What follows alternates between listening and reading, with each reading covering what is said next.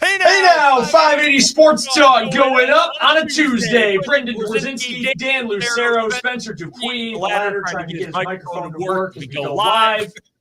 Thank you so much for joining us on this Tuesday afternoon edition. 2 days post Super Bowl championship for the Kansas City Chiefs. We thank you so much for hanging out with us as we continue to celebrate. Tomorrow, parade day, we will have plenty of audio from the parade, Spencer. What? You all right, guy? Yeah, we got the flash and mic in there. It doesn't want to stay where I want it to stay. No, never does. I've gotten this. I had a certain way I had it, and now it just doesn't want to go that way. And then if you get it to where you want it, because I've had the same issue. You poke it even slightly, and it goes limp. Yeah. It's just, it ain't ready for prime time. Well, the life of the producer. But while we get that all sorted out, while we get some extends for the microphone, we appreciate you hanging out with us for today. We've got a bunch to get to when it comes to the Super Bowl champion Kansas City Chiefs, including in just a moment here. How does this Super Bowl stack up to the other Super Bowls of recent vintage for the Kansas City Chiefs? Also this hour, we'll talk a little KU basketball. Kansas got shelled last night. Really shouldn't be surprised KU lost, and frankly not even surprised that KU lost handily. What is surprising and disappointing is that KU couldn't make a layup or a finger roll or a little putback, or a push shot, any of that. The two guys that mostly only shoot inside the paint went 3 for 22 from the field last night. I don't care who you are playing. That is not a recipe for success. The spin zone is obviously that it can't be worse. No, they can't play. No, they can't. So that's legitimately. But there's a reason why no one should be surprised about that. We'll touch on it coming up here in just a few minutes. Plus, one other note from the Super Bowl this hour. We didn't talk about it yesterday because the Chiefs won, and we had more important things to get to. But frankly, the Reid and Kelsey tiff on the sideline. People made the biggest deal about that when it happened. So we'll get to that and why I personally don't think we should be talking about it. Well, okay, talking about it, yes, but worried about it or making it a big deal at all. We'll get to that coming up here in just a few minutes.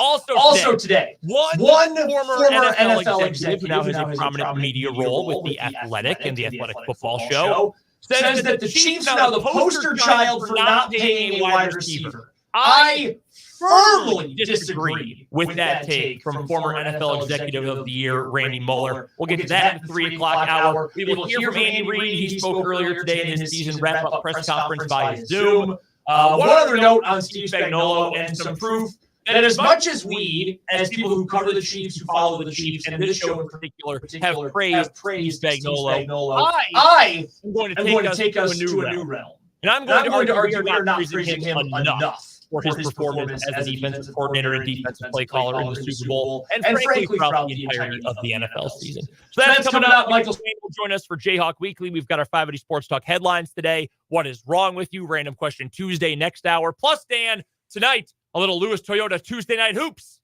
Yeah, that's right. We've got Centennial League action from the Dungeon tonight. Topeka High playing host to Washburn Rural. This is the penultimate week of the high school basketball season. Some teams are down to just 3 games left. Others still have 4 to play. So we are getting down to the nitty-gritty of it here in the high school basketball season. And so it's very exciting to have another Tuesday night hoops doubleheader for you. We'll have the girls starting at 6 roughly, the boys to follow, and pregame around 5:45. We will, as soon as we know where we are headed, let you know what we are going to do for our sub-state coverage this year. And while we have a moment and while it is at the top of my mind, we will cover as many games of postseason high school basketball as we can. We will have as many games for the sub-state rounds as we can. Dan and Lat will be on our coverage. Obviously, we'll have Spencer out of some games as well. As many as we can cover, we are going to bring you in just 2 weeks' time for sub-state. And then state tournament, same thing. As many local teams as make it to state as we can cover, we are going to cover. Hopefully that's at least a handful of teams in Class 5A. Washburn Rural, never count them out in terms of making it to 6A state, especially on the girls' side. So hopefully we have some coverage down in Wichita. 3A, 2A for some local teams as well, possibly. We will cover as many games as we possibly can. I know folks always ask about it, so that is what we can do for you for now. As many games as we can do, we will bring you for high school postseason basketball action. Of course, today you are welcome to bring us your thoughts on anything we're talking about. Text line number 785-272-9429. YouTube stream, find us on YouTube. Just go to youtube.com, search 580 Sports Talk. You should be able to find the live stream. Subscribe to our channel as well. We're at 438 subscribers. Why don't we aim for 500? Seems like a nice round number to aim for. Lofty goal. We'd love for you to be a part of it. 580 Sports Talk on YouTube. Go subscribe, hang out, and leave a comment for us in today's live stream. You can also find the YouTube stream on the front page of our website, 580wibw.com. It is up there live right now. If it doesn't appear right away, refresh the page. You'll be able to find it. All right. The Kansas City Chiefs, your Super Bowl champions. This is now 4 teams that have reached the Super Bowl in 5 years. 3 teams that have won the Super Bowl in the last 5 years for the Kansas City Chiefs. Super Bowl 54 was the first. We know that one is special because it is the first. It was the first one for the Chiefs in 50 years. It was the first one for Andy Reid, for Patrick Mahomes, for Travis Kelce, for this entire era of Chiefs football. The next year they get there, you could make an argument we have before on this show that 2020 team may have been even better than the 2019 team.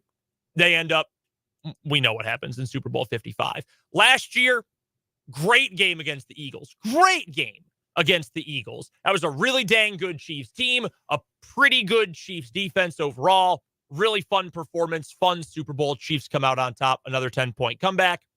And then 2 days ago, this weekend, down 10-0 to start the game. Took a while for the Niners to get those points too. Come back, get to overtime, just the second ever overtime game in Super Bowl history. And on the back of an incredible performance from Patrick Mahomes and an unbelievable effort from the Chiefs defense, Kansas City again comes away with the championship. So Dan, I will ask you with probably a little more local perspective since you have been around and have covered all of those Super Bowls for the Chiefs. How does this one stack up? And I guess you can phrase or you can answer that in any number of ways. I mean, defensively, it was the best performance. Obviously, this was the best Chiefs defense overall from the group. Patrick Mahomes wise, his performances, if you were to rank them 54, 57, 58, which one was the best overall team performance? There's a number of different ways you can look at it, so I will leave the floor to you. How would you assess? How would you stack them up? It's funny because this was not in truth, and like you talk to people who are neutrals who watch the Super Bowl and experienced it without having a rooting interest one way or another. This was not a particularly good Super Bowl 58 as things go, right up until it was. And that was kind of the fourth quarter and overtime were, pretty thrilling. I mean, a rare occasion. Only the second time in 58 years we've had overtime in a Super Bowl. And it was a great overtime, a great drive, and a clutch stop holding to a field goal by the Chiefs defense. And then a magnificent drive by Mahomes with a couple of signature plays, the 4th-and-1 conversion with the game on the line, the 3rd-and-1 scramble up the middle, and of course, then ultimately a game-winning touchdown. So I think that Super Bowl 57, last year's Super Bowl, probably stands as the best game, just pure football game of the 3. And I think that's going to be one that I think 20 years down the road, when you talk about like the greatest Super Bowls of all time, that's the one that's most likely to come up in conversation of the 3 that the Chiefs have won to this point. When you talk about Mahomes' performances, yeah, I'd still probably go with Super Bowl 57. He and the offense were stuck in the mud for the better part of 2.5 quarters before they started to get rolling. The field goal drive at the end of the first half was sort of the start. They threw that pick coming out of the locker room, and the offense didn't really hit its stride until the fourth quarter in the overtime. So for this one, I would rank the defensive performance first, the Mahomes performance probably second, the caliber of the game maybe third, even behind Super Bowl 54. Just like the quality of the game, because there's a lot of different ways to evaluate a game, but I think every one of them will have like a signature moment in it. And I think when you're talking about signature moments, it does not get a lot better than must score in overtime to win the Super Bowl. And the drive that Mahomes had where he hit on all 8 of his passes, had the big 4th down run, had the 3rd down and 1 run up the middle. that Mahomes drive and the winning touchdown are going to be a signature moment that I think stand right up there with Jet Chip Wasp as signature Super Bowl moments in this Chiefs dynasty. Yeah, I think for me, the best game of the group is still last year's. It's still Super Bowl 57 because you had everything in that game. You had Patrick Mahomes playing phenomenally. I mean, Super Bowl MVP. You had Jalen Hurts on the other side. Lost to history because the Eagles lost last year. Jalen Hurts was unbelievable in the Super Bowl last year. Truly, truly special performance by Jalen Hurts, even though it came in a loss. You had a defensive touchdown. Nick Bolton, one of the biggest plays in Super Bowl history. You had drama down to the very end, game-winning kick, all of that. And again, Chiefs trailed by double figures because that's just what they do in Super Bowl. So I think that one is still probably your best game overall. I think for me, man, and they all had their own unique narratives, too. I think that they really have, honestly. That's what's so cool and what makes this question so difficult, I think, for the Chiefs. Because if you go back to Super Bowl 54, again, it was the crowning achievement. It was the culmination. It was so many storylines. It was Andy Reid finally getting his Super Bowl after all those years getting close in Philadelphia, and a lot of good years with Kansas City, but the playoff heartbreak, including just the year prior in the AFC Championship game against the Patriots, finally got his. For Mahomes, it was the crowning achievement. It was out of nowhere. He becomes an incredible NFL force in his first season as a starter in 2018, wins MVP, had an MVP caliber season in 19, as well, has the injury, so he doesn't play every game, and still it's the crowning achievement. He got his. He got the one. Every quarterback to be considered great, except for Marino, pretty much, needed to have the one. And he got it. And the game was great and dramatic and all of that. But then 57, you had the incredible quarterback battle. You had what I still to this day consider one of the dumbest storylines. If you know anything about how football teams work and how the Kansas City Chiefs work and tick, the stupid, they can't win without Tyreek Hill. Tyreek Hill made that offense. Man, life ain't Madden, dude. That's not how this works. Patrick Mahomes makes the offense. Andy Reid makes the offense. The group effort makes it. So overcoming that narrative, the Eagles being great. They were awesome last year. You had the best offensive line against the best defensive line going both ways. They were both 1 and 2 going the other way. The trench play was great. So many great stories there. The Chiefs coming back after the difficult loss to the Bengals in the AFC title game the year prior to come back, beat the Bengals, then beat the Eagles. That was obviously a great storyline to get number 2 because you got to have multiple if you want to be in the greatest of all time conversations. And then this year, an offense that was iffy. I mean, can you call it even that? I mean, it was straight up bad at certain moments this year. The only time now in Patrick Mahomes' career he was not a true MVP candidate. He was never really in the running for MVP this year. And yet still, on the back of one of the best defensive coaching jobs, as far as I'm concerned, in NFL history from Steve Spagnuolo, to get to where they are now, to come from behind again, I don't know how. You can, again, kind of build this and mold it any way you want. It probably wasn't the best Mahomes effort. If we're being honest, I know he's been MVP in all of them. I still hold, and I know this is I don't want to say a hot take. I'm not trying to incite anyone. I still believe Damian Williams should have been Super Bowl MVP in Super Bowl 54. I earnestly still believe that. So I'm putting last year's Mahomes performance, then this year, then Super Bowl 54, if I'm ranking the Mahomes efforts. In terms of the storyline, I think you have to go 54 because it was the first. Then this year, again in the middle, and then last year's. Because last year, I mean, it was awesome, but it was 2 great teams. It was the 2 best teams in the league. You're like, that's the narrative. That's the storyline that we had for last year's game. Defense, this one was obviously the best for the Chiefs. So I don't know. I feel like this one is solidly in the middle of the pack because it's in the middle of the pack out of all 3 of them. It's like the second best in pretty much every category, save for the defense. I think, too, I mean, Andy Reid talked about it yesterday in the press conference that we aired when he talked yesterday morning. He talked about the adversity in the game was just a microcosm of what the adversity was they had all season. So I think this one is not as special as the first one, because the first one's always going to be special alone because you do it, you get there. Sure. You get that moment.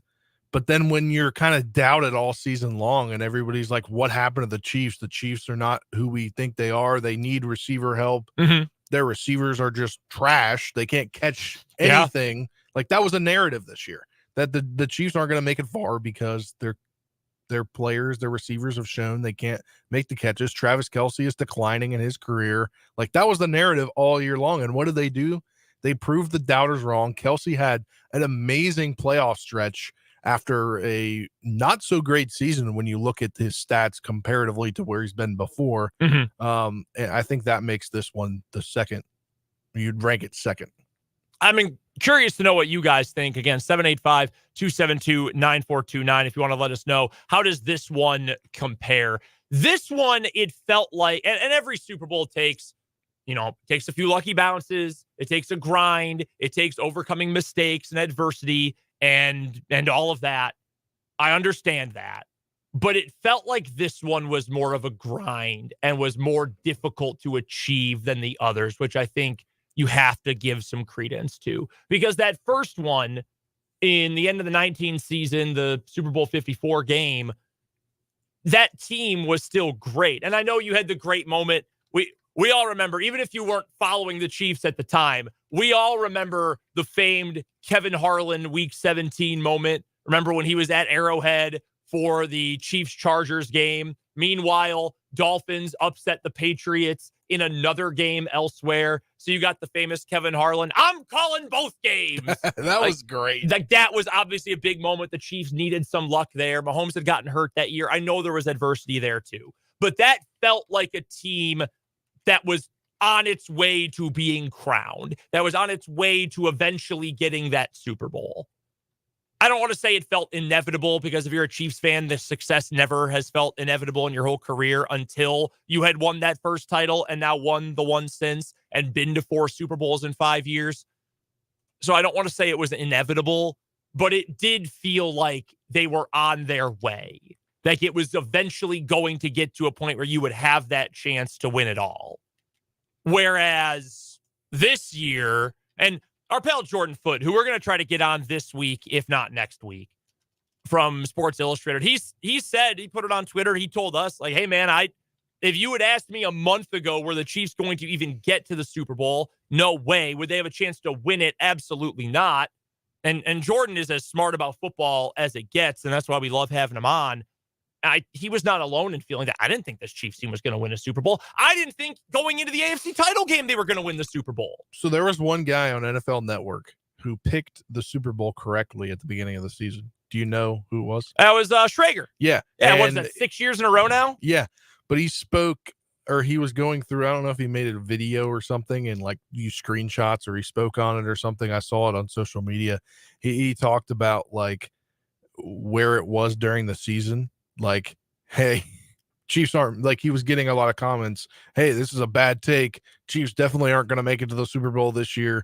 And he goes, I was even doubting myself, but obviously I can't go back and change what I predicted. And he goes, if you would have told me a month ago that I would have picked if you would have told me after Christmas, if I would have picked the Chiefs to be in the Super Bowl again, I would definitely say no. No, I mean, no one would. Yeah. We saw how they lost on Christmas Day. And if you want to tell me, no, I still thought they were going to win a Super Bowl, you are either lying to me or you are just the most optimistic Homer fan ever. And honestly, if that is the case, I appreciate you. Did you see a little kind of Easter egg that the Chiefs broadcast, the radio broadcast, left in the booth there? No, I did not. So obviously the last time, where was it? Were they at? No, they were in the Chiefs. I don't know where I saw it. I saw it.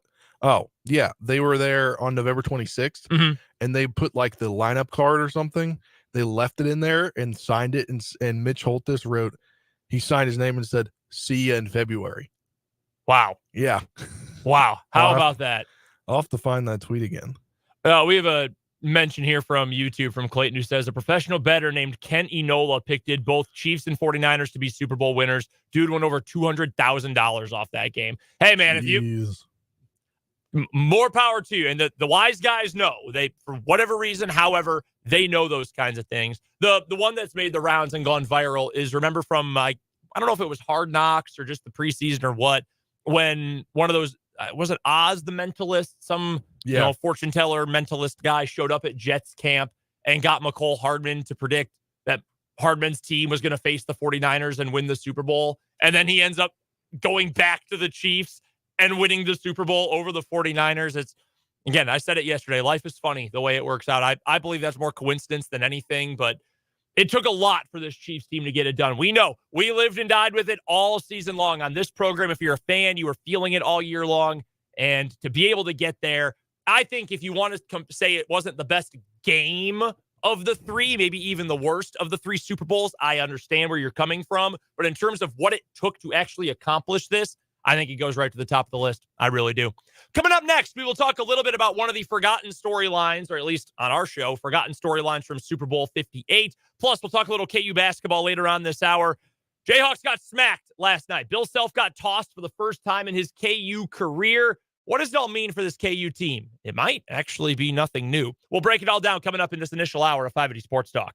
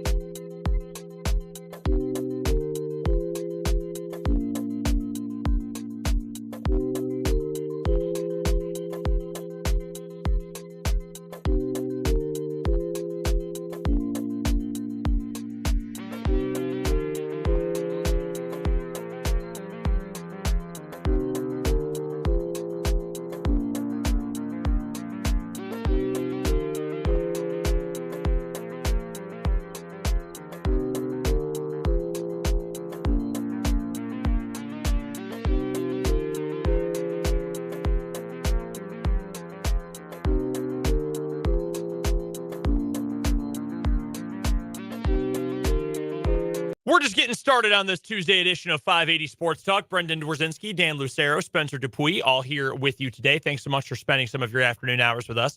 We'll get to some college hoops coming up in a little bit. Michael Swain will join us in the 4 o'clock hour for Jayhawk Weekly. We will also get to last night's KU game in a few minutes. That was ugly. Ugly as sin. Shouldn't be surprising, though. We'll talk about that coming up here in just a few moments. First things first, though. A lot of people freaked out during the first quarter I believe it was the first quarter, maybe early second of the Super Bowl, when Isaiah Pacheco fumbled. And shortly thereafter, Travis Kelce, who had been off the field on that play, came up and was clearly very upset with Andy Reid for taking him off the field and got in Big Red's face. And he bumped him, and he was yelling, and Jet McKinnon had to come over and grab onto him and help him out of the way. And Reid has said since, look, he's competitive. We know each other. We love each other. He's come over and we shook hands and he apologized and we're all good now. I don't expect it to happen again. More than anything, he just caught me by surprise and I was not expecting it and got, bumped over. And Reid, if you were watching the game, it's not like he reacted to it. He just kind of went back to his business. And we've seen Reid react to a sideline outburst from Kelce before. I think it was the Raider game when Kelce threw his helmet. And Reid held back the staffer who was about to give him his helmet back, said, don't give him that back yet, and gave him a little talking to, and I think intentionally sat him for a play after that. So, we know what it looks like when Andy Reid isn't happy with a player, even at one with the profile of a Travis Kelce. And he said post-game, I'm pretty sure in the post-game, he was either on one of the NFL primetime or at the podium. He said, I know Travis more than anybody knows Travis, and I know that it had no ill intent.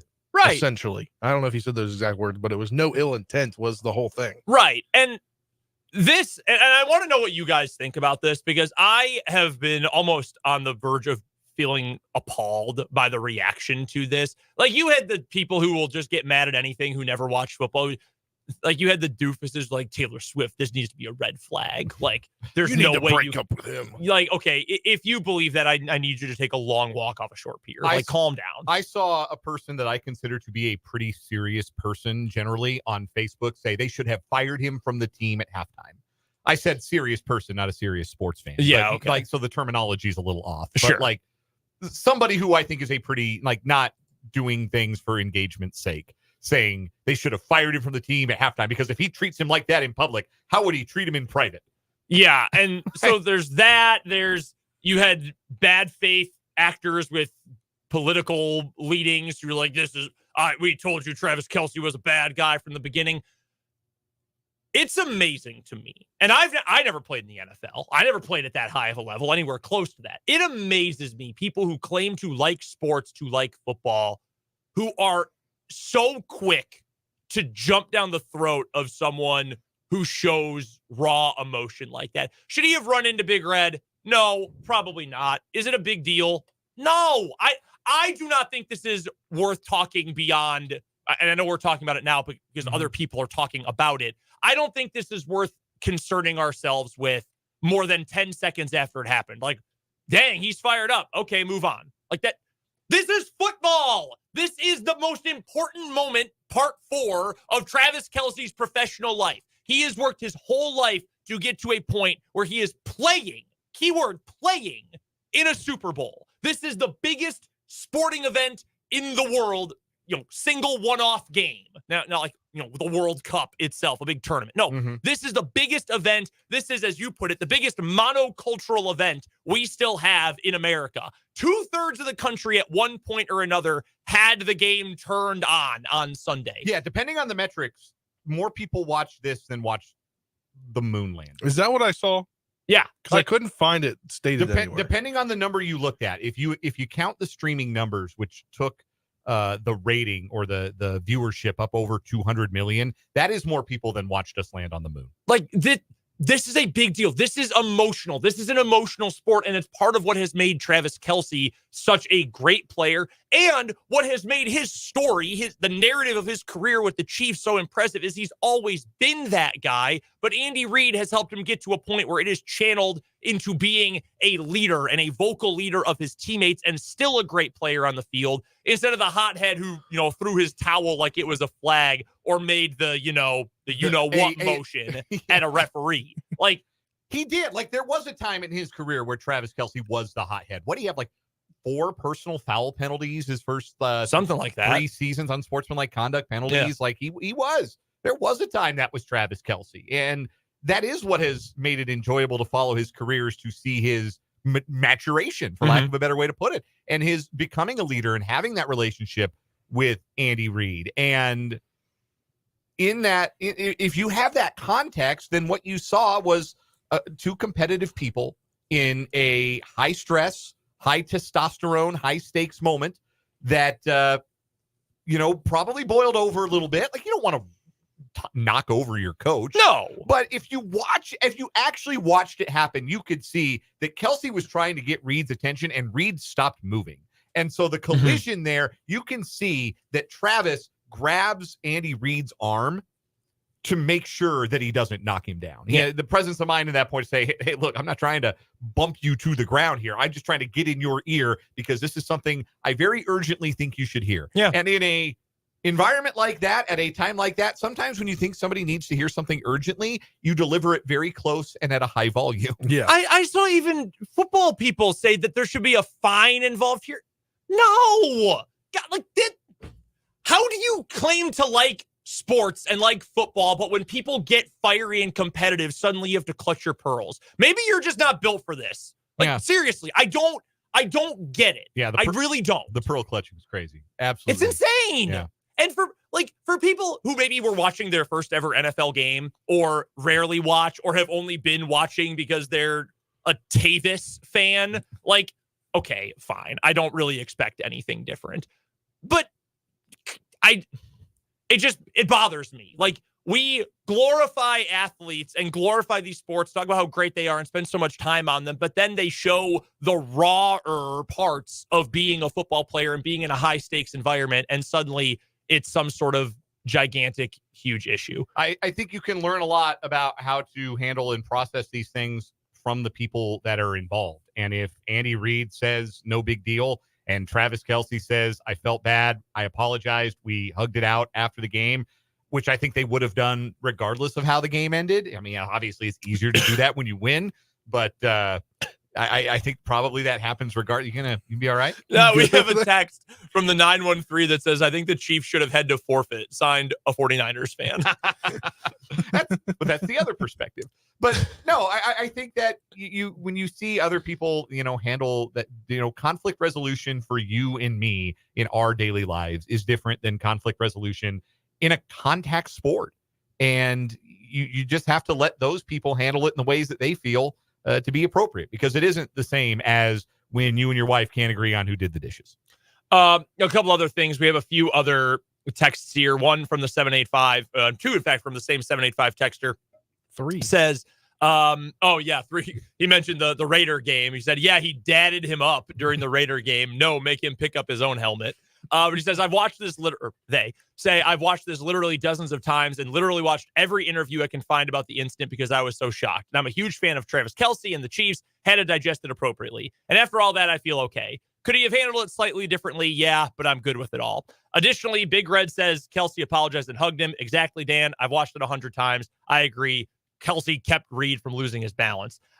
Additionally, another one from the 785, Travis has grown up in front of us. Yes, the guy who did Catching Kelce and the guy who is dating Taylor Swift now, two completely different people. And the first person who would admit to that is Travis Kelce. He would tell you to your face right now, life on the line, that is more so because of Andy Reid than anybody else. I was going to say, being an outside person for all these years, I've seen the video from New Heights where they talk about it when he got drafted. And he answered the phone. He thought it was St. Louis because of the Missouri area code. And it ended up being Andy Reid. And Andy was like, are you going to come out and play ball and stay good? Mm-hmm. And he said, yeah, coach. And then he said, all right, let me talk to your brother, because obviously he coached Jason. Right. And then Jason vouched for him. Yeah. Jason had to do that at Cincinnati too. Yeah. I just don't get the freak outness of it. The inability to understand the gravity of the situation is amazing to me, but maybe it shouldn't be. Maybe I'm giving people too much credit. We have to get to a timeout here on 580 Sports Talk. When we come back, KU last night. Yikes. More like PU. That's coming up. Boo. That's coming up next on 580 Sports Talk.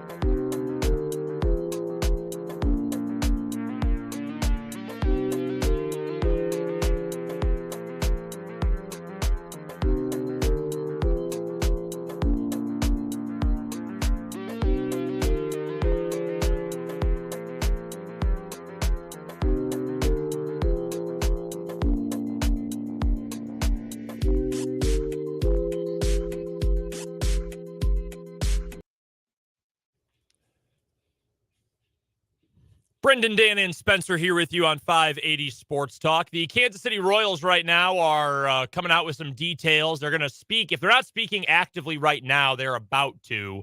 And they've released the renderings of the new proposed Crossroads District site for the new Royals ballpark, Kauffman Stadium Junior, whatever you want to call it. So after all that, after all the drama about the one site in Jackson County or the North Kansas City, the Clayco site, we get option C out of nowhere.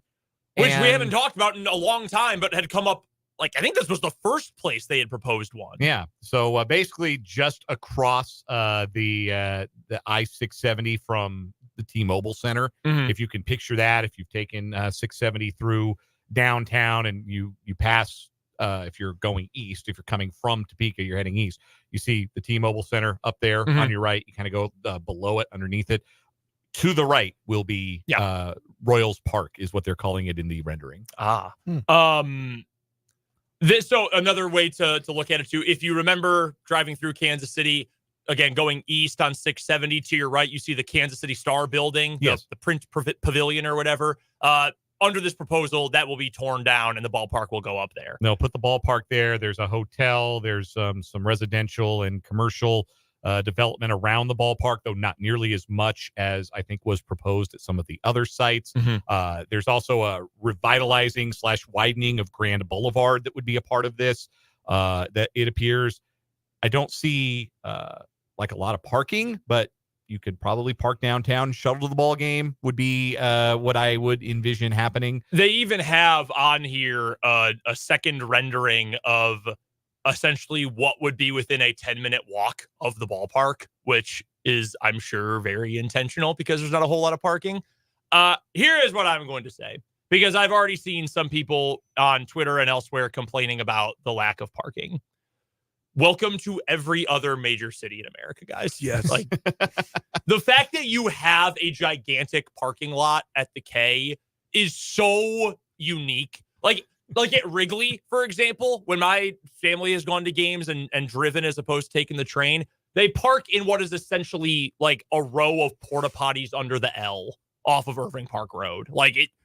Park where you can park in a neighborhood and walk. That's what you do. That's downtown. Like, unless you want like an ugly 20-story parking garage, like go park at one of the ones that's already there. Like, maybe this is coming off as too elitist, too big city snobby of me and us. Yeah, me too. Maybe. If it is, I apologize. But having gone to baseball games downtown, you just find a place to park and walk to the stadium. And I also, too, don't want to discount the tailgate culture that has been such a big part of Kansas City sports and the Royals and people setting up their tailgates at Kauffman Stadium. And that will be lost. There's no way to get around that. You lose that without the big parking, the big communal parking space. But I don't know how you're supposed to replicate that. Like, it's one of those things where they don't build stadiums in a sea of concrete anymore. So in DC, when they built Nats Park back in 07 and it opened in 08, at the time they just had a bunch of flat land. So there was a lot of tailgating before Nats games. And then, a little into that 2012 start of the playoffs.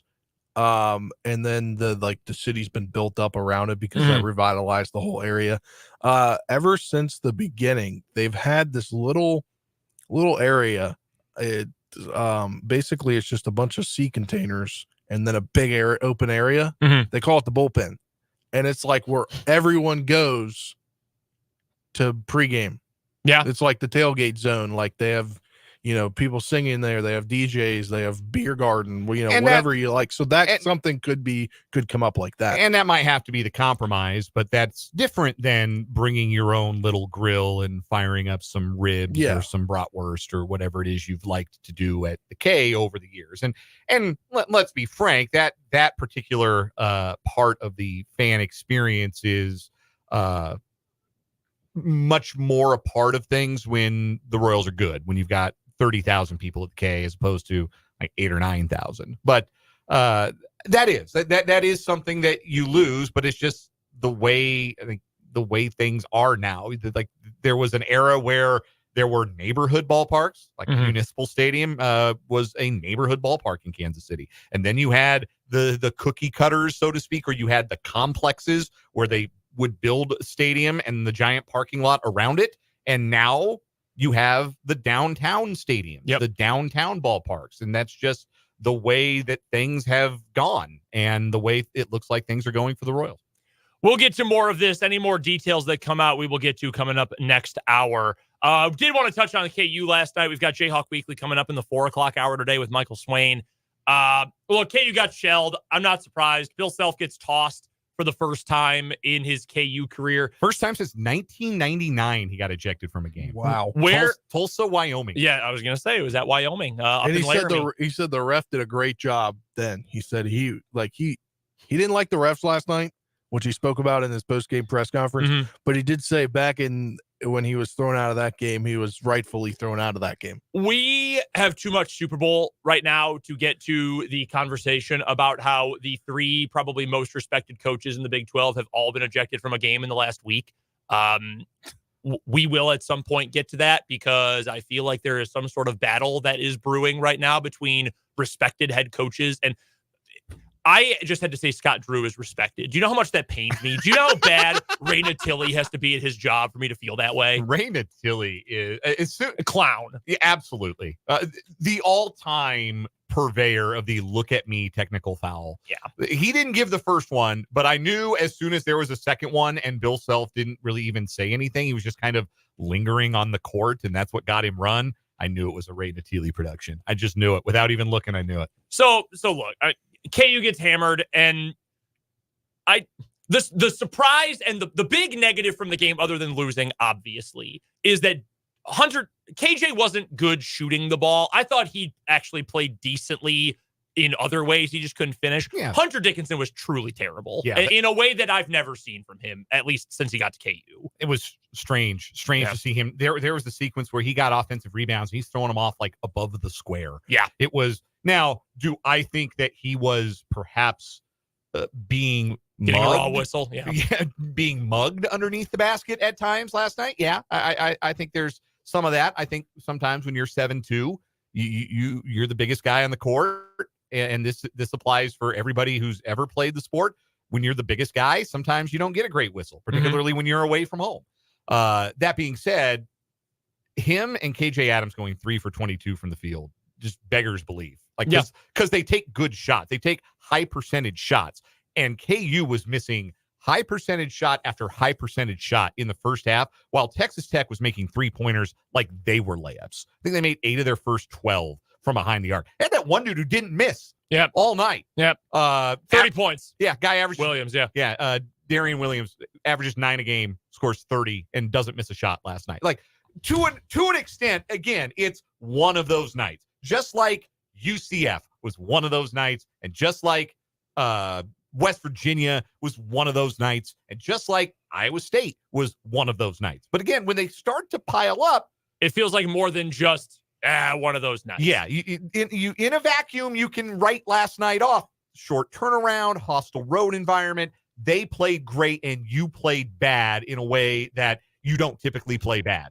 Like, on the one hand, flush it. On the other hand, though, is it part of a broad set of concerns about this KU team? And I say it's not, because we already knew all this stuff about KU. Yes. They are precisely as good as their starting 5 and no better. Well, there's the thing, is that we have all year talked about it, that the starting 5, and I mean this, I honestly believe this, the starting 5 is good enough to win a championship or at least contend for a championship. I agree. I honestly believe that. But, and everyone has said this, Michael Swain, CJ Moore, us on the show, people elsewhere, if there is an injury or someone gets into major foul trouble in a big game, KU does not have the depth in all likelihood to be able to hang on. It is going to be that much more difficult. You didn't have Kevin McCullough. You didn't have, and this is a much smaller issue for this game in particular, Jamari McDowell would have played at the end of the first half yesterday. 45 seconds left. Timberlake gets taken off the floor for defense. You know who got put in? Wilder Evers. If you don't know that name, it's because he's a walk-on. I believe he's a sophomore from Alabama. KU legacy, by the way. His parents both ran track at KU. And I think his sister was an athlete too. Like, that's who was out there. And he actually did decently well. I'm going to give Wilder credit. He actually did okay in the one possession he was out there. But that would have been Ja'Marr McDowell minutes. He's not available to play, and that's already the last guy in your rotation if he's even in the main rotation. No Kevin McCullough. You had to start Nick Timberlake, and I have been patient. I have wanted it to work. I have been so desperate that at some point it was going to work. God, he is not playing well at all. No. It has not been disappointing at this point. It's been straight up bad. It has been harmfully bad. The defense has not gotten any better. He hit a couple of threes, but goodness gracious, it is just, there's no help. There's nothing off the bench, and we knew that. That's why I almost feel like numb to the game itself, because we knew that there were going to be problems if someone got hurt or if someone couldn't play. And it's obvious how badly KU needs Kevin McCullough out there, but that's not a surprise. And I know this final point, I'm beating a dead horse. I know we have said it before. I know, again, CJ, I think, has brought it up. I know Michael has brought it up, and we'll talk to Swain a little bit later on today. You could have had anyone as the wing transfer this year. You got Timberlake because you thought he'd be a three-point shooter, and even as few minutes as you've given him and in as small of a role as you can possibly give him, he hasn't performed. It is what it is. Unfortunately, he's Dollar Tree Jalen Coleman lands. Oh my God, I miss free money. Oh, you know who I miss? Isaiah Moss. Oh God, I'd give anything for Isaiah Moss right now. But he's been bad, but at least the process was fine. Hunter Dickinson was a prize. He sucked yesterday. He's been a prize. He's been great for KU. Harrison Ingram would have walked from Palo Alto, California to Lawrence if you had made him a priority. You could have made a bigger push for Dalton Connect. You could have gone after how many other dudes? Arterio Morris was the guy, a guy facing a rape charge in Texas that he effectively got off from, but you knew that there was baggage with that. You knew it, and you had so many other opportunities. You are Kansas. You could have had anyone, and you know as much as anybody how much I love Bill Self. That was such a gigantic blunder, though. Yeah, he got it wrong. He got it flat wrong, and you pay the price. And now there's a gigantic, 6'3" hole at your two guard that you can't fill. It was a total blunder, and I'm not saying that alone is going to cost KU a title, but it didn't have to be this way. You could have Harrison Ingram scoring 12 a game and shooting 40% from three this season for North Carolina. You don't think KU could have used that this season? Coming up in the 3 o'clock hour, we've got some more Super Bowl reaction here on 580 Sports Talk.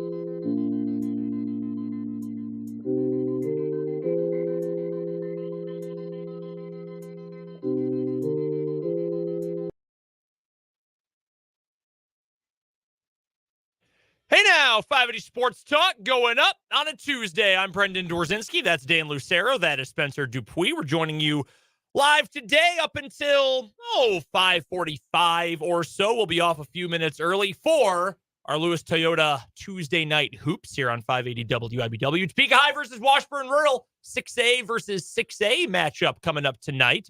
Where's tonight's game? The Dungeon. At the Dungeon. I missed the Dungeon. I got to get out there before the year ends. It is the best. It's one of the best. When it gets all loud and great crowd. Senior night tonight. So, there are no seniors for the girls, but boys got some seniors. And so anticipating some love for those kids and a loud crowd for tonight's games. I know it's, different rosters for these two teams now compared to some years of recent vintage, but man, high versus rural girls basketball over the last, 6 years? Yeah, going back to 2019, I would say, going back, 18, 19, I guess would have been Nyjah Kennedy's freshman year at Topeka High.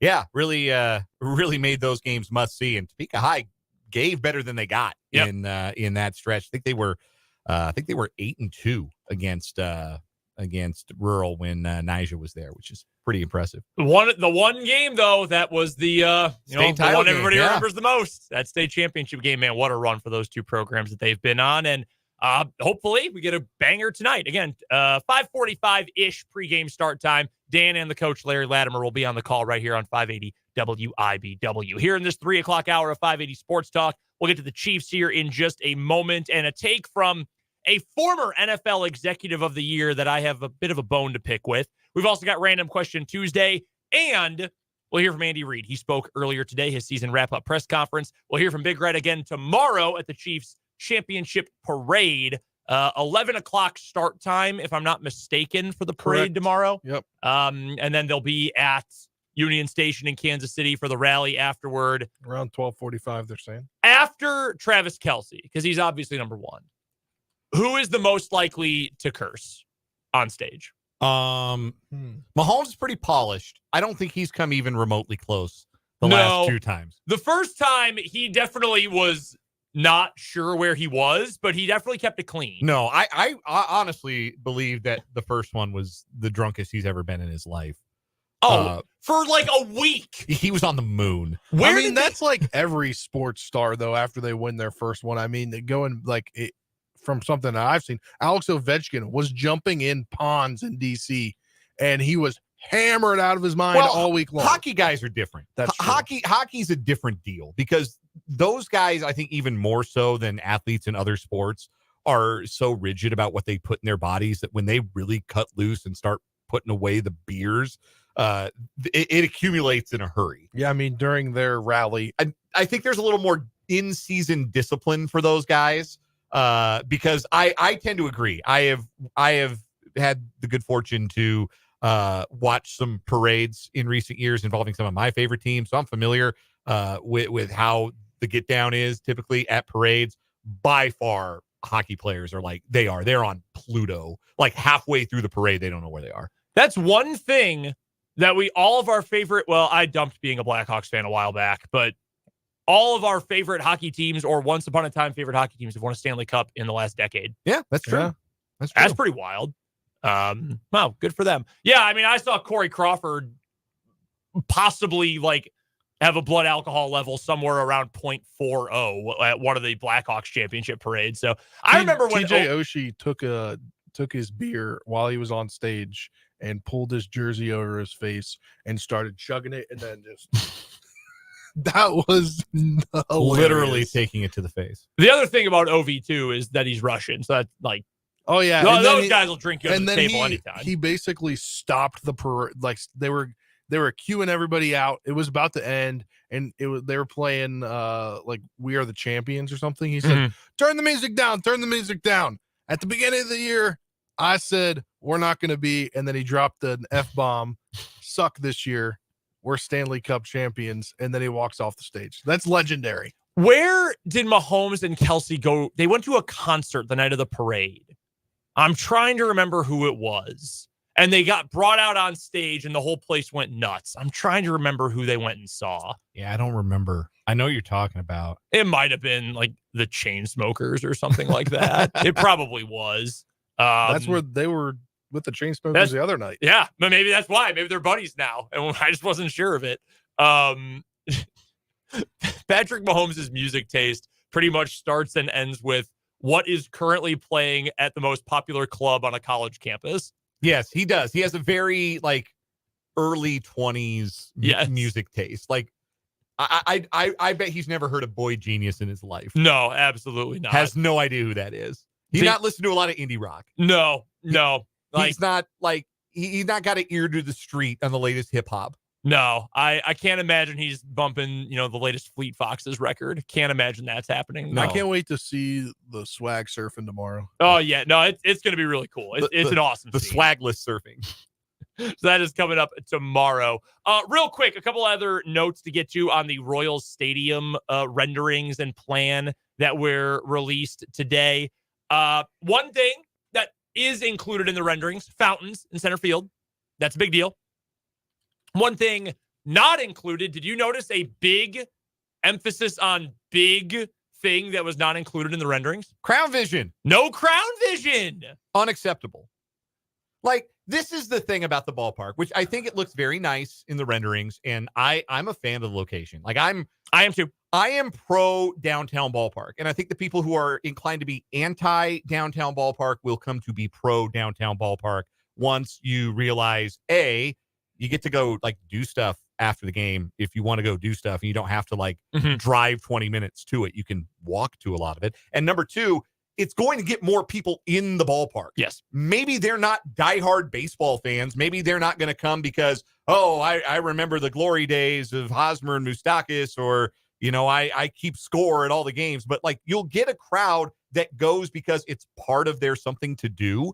And so like, you grow to appreciate that there's like, you're not going to have a lot of nights where only 7,000 people are in that ballpark. Yeah. Like when you are downtown, you are a thing to do. And that cuts both ways, right? One, it will inflate your attendance numbers to a point where maybe you get satisfied with those being your attendance numbers, and you don't try and pursue more in attendance by, putting a competitive team on the field. Ask me how I know. The other side, though, is it's fun to have more people come to the stadium and make noise and cheer for the home team, even if they're not like the most serious of baseball fans. They're there for a good time. And that's what a sporting event out should be, a good time. So I do. I think people will be won over by the downtown ballpark. My only problem with it is, what about it makes it a Kansas City's ballpark?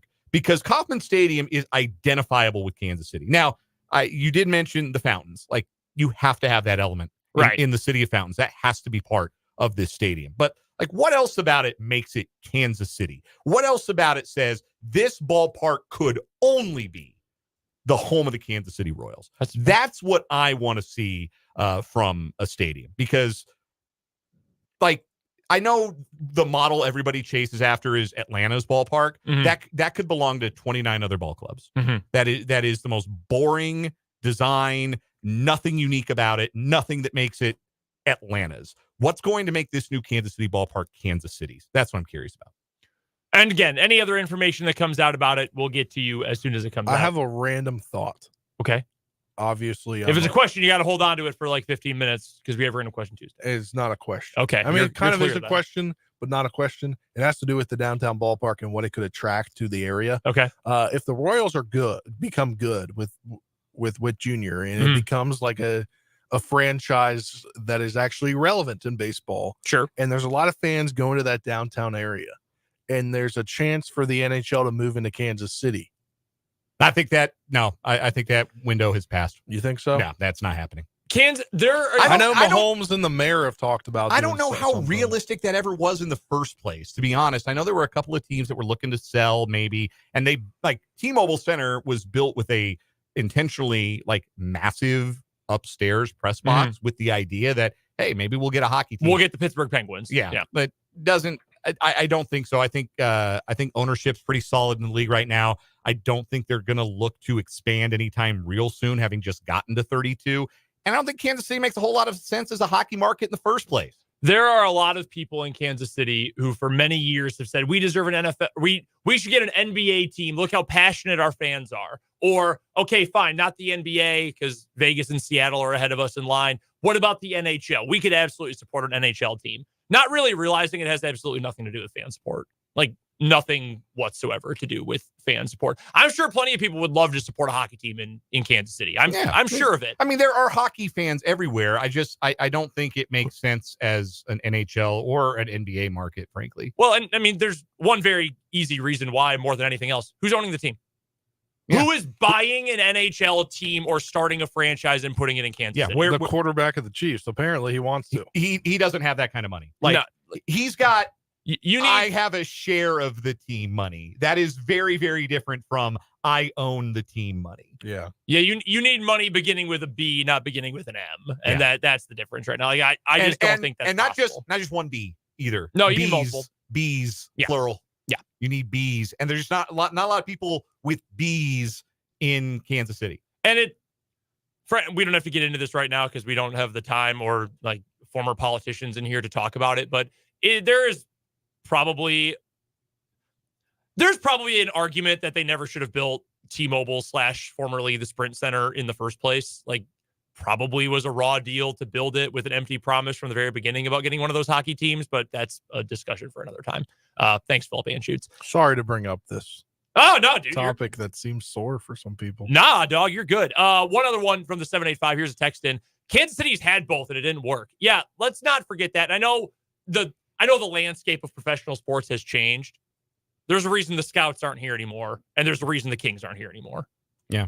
Or at least at one point in time, there was a reason for that. And it's not like they were selling out the building. It's not like the Scouts were packing Kemper. It's not like, I mean, Kansas City had to share the Kings with Omaha. Yeah. There's a reason for this stuff. I will say I did love this fall at the Central Region tip-off at Municipal Auditorium for Division II. Washburn played that weekend, and I was sitting there next to Rick Peterson, who we'll talk to on Thursday, and he was telling me about how when he was growing up in KCK, he'd go watch the Kings at Municipal. And I thought, can you imagine an NBA game in here today? So wild to walk through that building because they preserved so much of the original architecture and think like Larry Bird played a game here. Yeah. It's awesome. As an NBA player. No, I'm glad you brought it up though, Spencer, because that will come up at some point. When this gets built, it'll be, well, they're right across the street. Why not? That will come up. There's just the logistics are not there to make it work. And more than anything, there's not a multi-billionaire who's willing to buy it. I think that's your big problem you run into.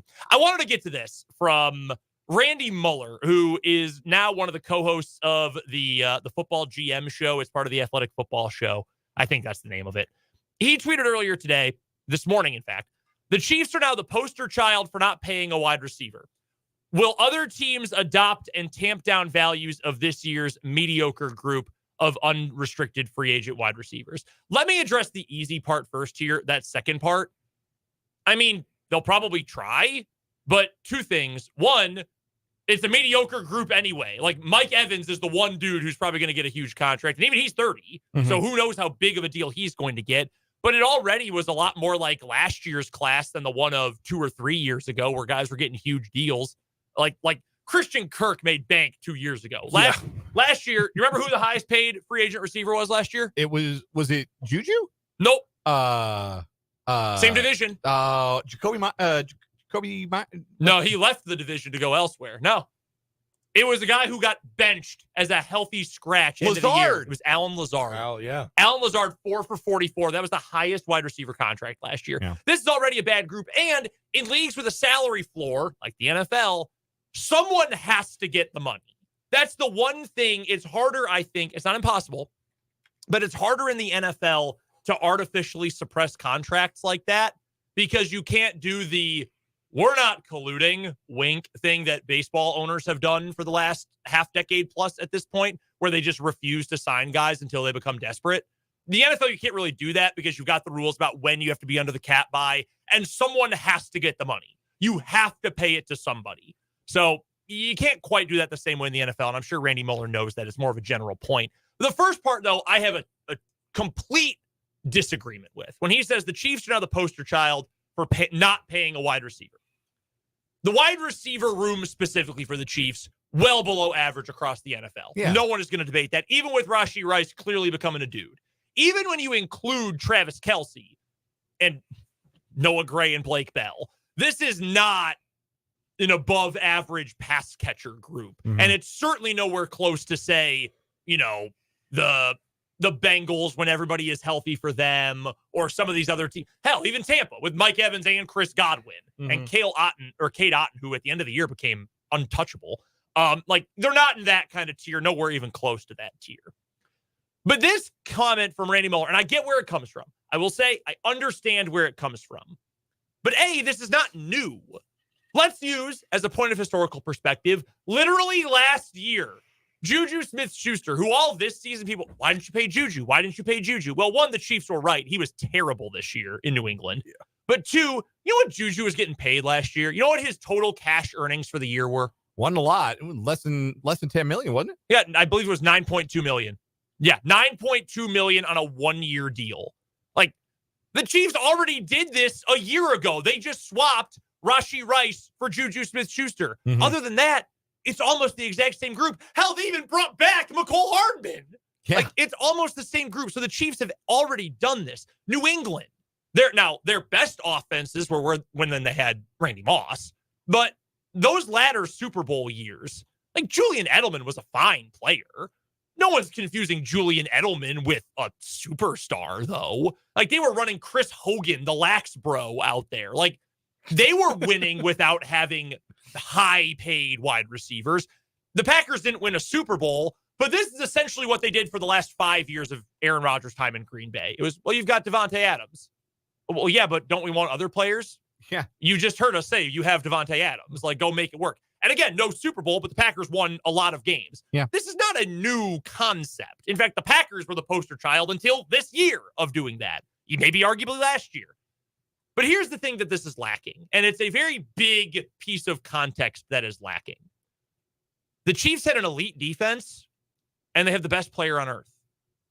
Like, yeah, it's great to just say, well, if you have a great quarterback, you can skimp on other positions around you. And yes, that is true to a degree, and I'm not saying... It's not just that you can skimp. When you're paying the quarterback, you have to. You don't have a choice. So I'm not saying that, every other team has to pay top dollar. And, the Bills have to get Mike Evans, although that would be wild with Josh Allen. They don't have the money for it. But, I'm not saying that.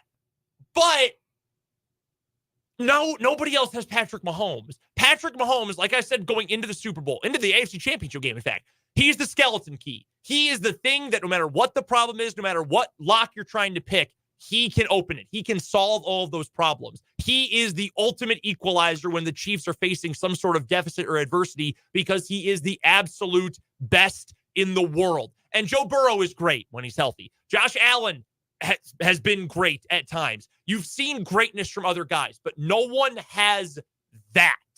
So I don't think it is fair to say, well, now they're the poster child for this. And you have a great quarterback. You don't have to pay receivers. Well, maybe not pay for the best receiver in the league, but no one can do what the Chiefs are doing, and that's not their fault. It's just because no one else has that guy. And when you look at other teams that have won in recent memory, maybe without elite offenses, the Seahawks, Super Bowl 48, that was a good offense and a really good running game, but that wasn't the best version of Russell Wilson. No, but it was the cheap version of Russell Wilson. It was the cheap. And you know what they were able to do while he was cheap? Pay a ton of dudes on one of the greatest defenses of all time. Denver, Super Bowl 50. Peyton Manning, the worst version of Peyton Manning in his entire career. So bad that he got benched in a game against Kansas City for the Brocket ship, right? Yeah. That's how bad he was. They went back to the Oak for Peyton in week 17 that year, and they won the Super Bowl. But in that moment, because there was this sort of reaction, well, shoot, maybe you don't need to have this high-powered offense to win. No, you know what it takes? Having, again, one of the two best defenses of the last 10, at the time, like 20 years, 15 years. Like, that's what it takes. You need incredible greatness. So, yeah, I guess you don't have to pay a wide receiver if you have the best quarterback maybe ever and also a top 2 defense. But guess what? How many other teams have that? How many other teams have that in the NFL? Literally none, because there's only one Patrick Mahomes. There's one of one. And if anybody is going to be hurt by the success of the Chiefs in terms of their class of player not getting paid, it's probably your B+ to C- starting quarterbacks in the league. Because now you have to understand that Patrick Mahomes just won a Super Bowl in his worst season as a starting quarterback. So if you don't have a guy who can stand toe-to-toe with him, are you going to win anything? No. So, like the Bills, you got Josh Allen. You know you can go toe-to-toe with Mahomes. Even if you haven't beaten him in the playoffs, you've gotten over on him in the regular season. You feel, yeah, we got our guy. We got Josh Allen. If you're the Bengals, you've beaten him. You're the only non-Brady to quarterback to beat Mahomes in a postseason game. So, yeah, you feel like Joe Burrow is your guy. In Baltimore, you've got a 2-time MVP at quarterback. You feel like you've got your guy. Even though you're 0-1 in the playoffs against Mahomes, you still feel like you've got that guy because he's played at an MVP level year in and year out. If you're any other team, like, what's the use of giving the Kirk Cousins of the world or the Dak Prescotts of the world any kind of long-term, high-dollar contract if that's going to hurt you under the salary cap from building up the kind of roster you need around a quarterback who is not as good as Patrick Mahomes to beat Patrick Mahomes? Why would the Eagles think about like a huge long-term contract for Jalen Hurts? Does this affect how much this next class of quarterbacks or this veteran class of like average-ish quarterbacks, like the next Derek Carrs and Dak Prescott's and Kirk Cousins's, they're not going to be making $35-40 million a year. Russell Wilson's contract would not happen again in this era because the bar is beat that guy. You have to be good enough to at least think about beating that guy at quarterback. And we know who the guys are that aren't. And those are the guys who might have to settle for some one-year deals or some incentive-laden contracts. It's not going to be 8-9-figure bags dropped at the doorsteps of the Kirk Cousins class of quarterbacks anymore. Because that class of quarterbacks, firmly, definitively, not good enough to beat Mahomes. You know what the real reason is? It's fear. It could be worse. Yeah. Like if you're Dallas, I don't think Dak Prescott's winning a Super Bowl. I'll just tell you this right now. I do not think Dak Prescott is going to win a Super Bowl in his career. But what if we went back to Quincy Carter? Right. Like, hey, they went to the playoffs under Quincy Carter. Yeah, that's true. They got to the playoffs under Dak, too, I guess. Okay, fine. They could go back to Chad Hutchinson or the various other dudes they ran out there for a few years there in the mid-2000s before Romo took over. Like, we could go back to that. Well, that's long been the fear, but there wasn't a Mahomes that was the monster under everybody's bed. You didn't look at Tom Brady like this. You didn't look at Peyton Manning like this. Like, there was an idea that, yes, there is a level of quarterback play that only a select few guys in the league are on. Right now, there's a level of quarterback play that only one guy's on. And that's the difference. So, and if you don't have a guy who can see that tier from his very best, can approach that level of performance, and there are less than 5 teams in the league right now that have that guy. Like the Chicago Bears, great example of this. Is Justin Fields ever going to sniff Patrick Mahomes as a quarterback in this league? No. So you go draft Caleb Williams because maybe he can.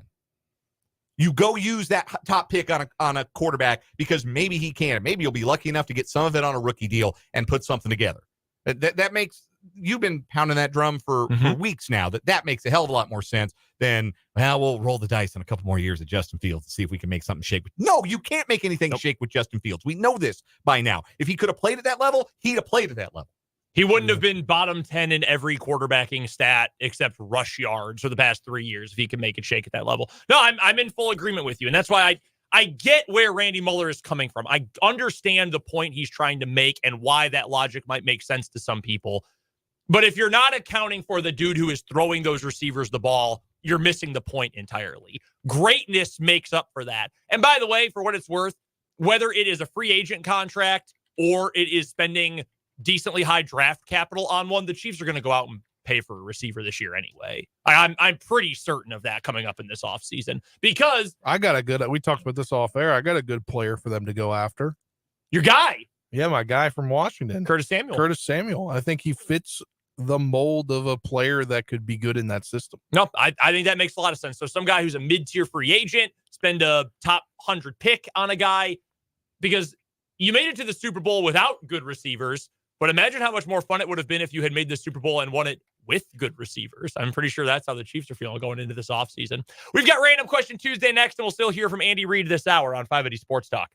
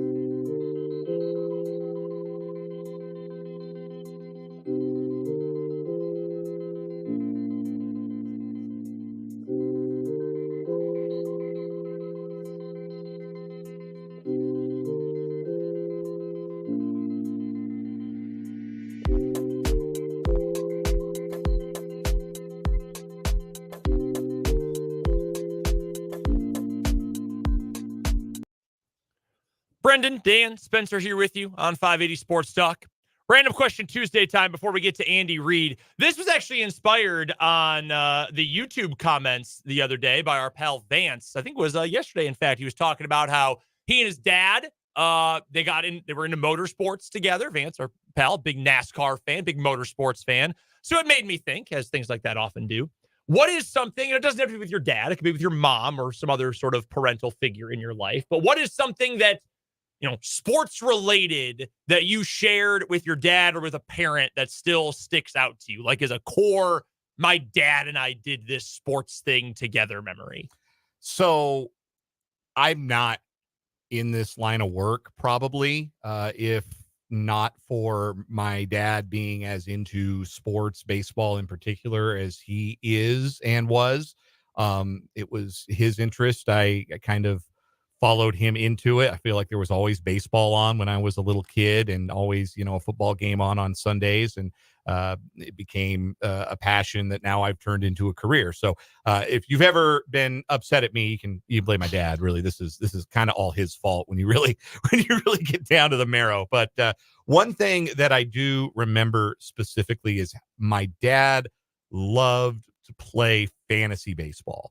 And he was very good at it and very proud to display how good he was at fantasy baseball. This is back when Stats Inc. used to run a game called Bill James Fantasy Baseball. Oh, yeah. And he played with some of his old roommates from Pepperdine University and some other folks.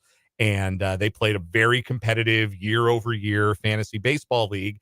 And my dad won it pretty frequently. He had quite a dynasty going in the early 90s. I think he won like 4 titles in 5 years. Names like Juan Gonzalez and Ray Langford still really resonate with me because they were big parts of his fantasy baseball winning teams. So his enjoyment of that is something that got me into enjoying playing fantasy sports. One time I even took over a team in his league for half a year. It cost money, which I, as like a 10-year-old, didn't really have. Yeah. But I took over a team for half a year, and boy, I ran into the ground. I was overwhelmed. I didn't know what I was doing then. But that love of fantasy sports, fantasy baseball is something to this day. My dad and I, we still are in Stratomatic leagues online. There's online Stratomatic, the dice game. And my dad and his 2 college roommates, who he's known for years and years, found online Stratomatic. You draft a team, the computer rolls the dice for you, and you see your simulated games. And I've been playing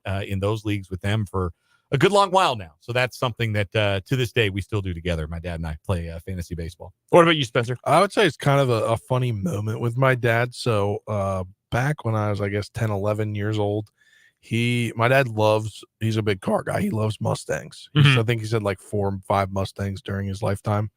And he had just bought a 2007 Shelby GT. So really nice car, right? And as I've mentioned on the show before, like where I'm from is about 10, 15 minutes from where the Washington facility is for the football team, the then Redskins. I'd go to training camp, and one time we got stuck behind a bus, between buses actually, of like some of the guys that weren't going to make the roster, so they don't drive to work every day. They're at a hotel. So we were stuck between 2 buses, and they thought we were a player. So we were going to the training camp, and we went up, and they assumed because we had a flat, like there was a nice car, and then we were like gonna go in there, and they're like, "Hey, where's your sticker?" And my dad's like, "Oh, I don't know." And they're like, "Oh, you need to leave. You need to go around park with the normal people." But it was a pretty funny thing because he couldn't get out of line because of how they were directing him, because the people were directing him to go through. So it was just a funny memory. That is a funny memory. That's a good story. I don't know if there was like a specific thing that my dad and I always, I mean, we watched a ton of sports. I will always have, for one specific moment, my first baseball game, we didn't go to games a lot when I was growing up. We went to a handful of Cubs games together, mostly with my mom. My mom was the bigger baseball fan. It still is. But my dad and my late uncle, took me to my first baseball game. I was 11, and it was on my parents' anniversary in 2005. It was a White Sox game in 2005, pretty special year for the White Sox. Yeah. And I remember it vividly. Paul Konerko, I know Joe Creedy hit a home run. White Sox won. They beat the Twins. Sweaty Freddie Garcia started the game for the White Sox. I kept score. Like, I had peanuts. I brought a glove. It was a whole thing. The woman in front of us was like, "Oh, first time in a game." And I said, "Yeah, my dad took me." And my dad was like, "Oh, yeah, it's my anniversary." Or she asked, "Why isn't your wife here?" And he goes, "Oh, it's actually our anniversary. Haha." And the woman was like, "Why isn't she here?" And was freaking out. She's like, "I took her to dinner last night. It's fine."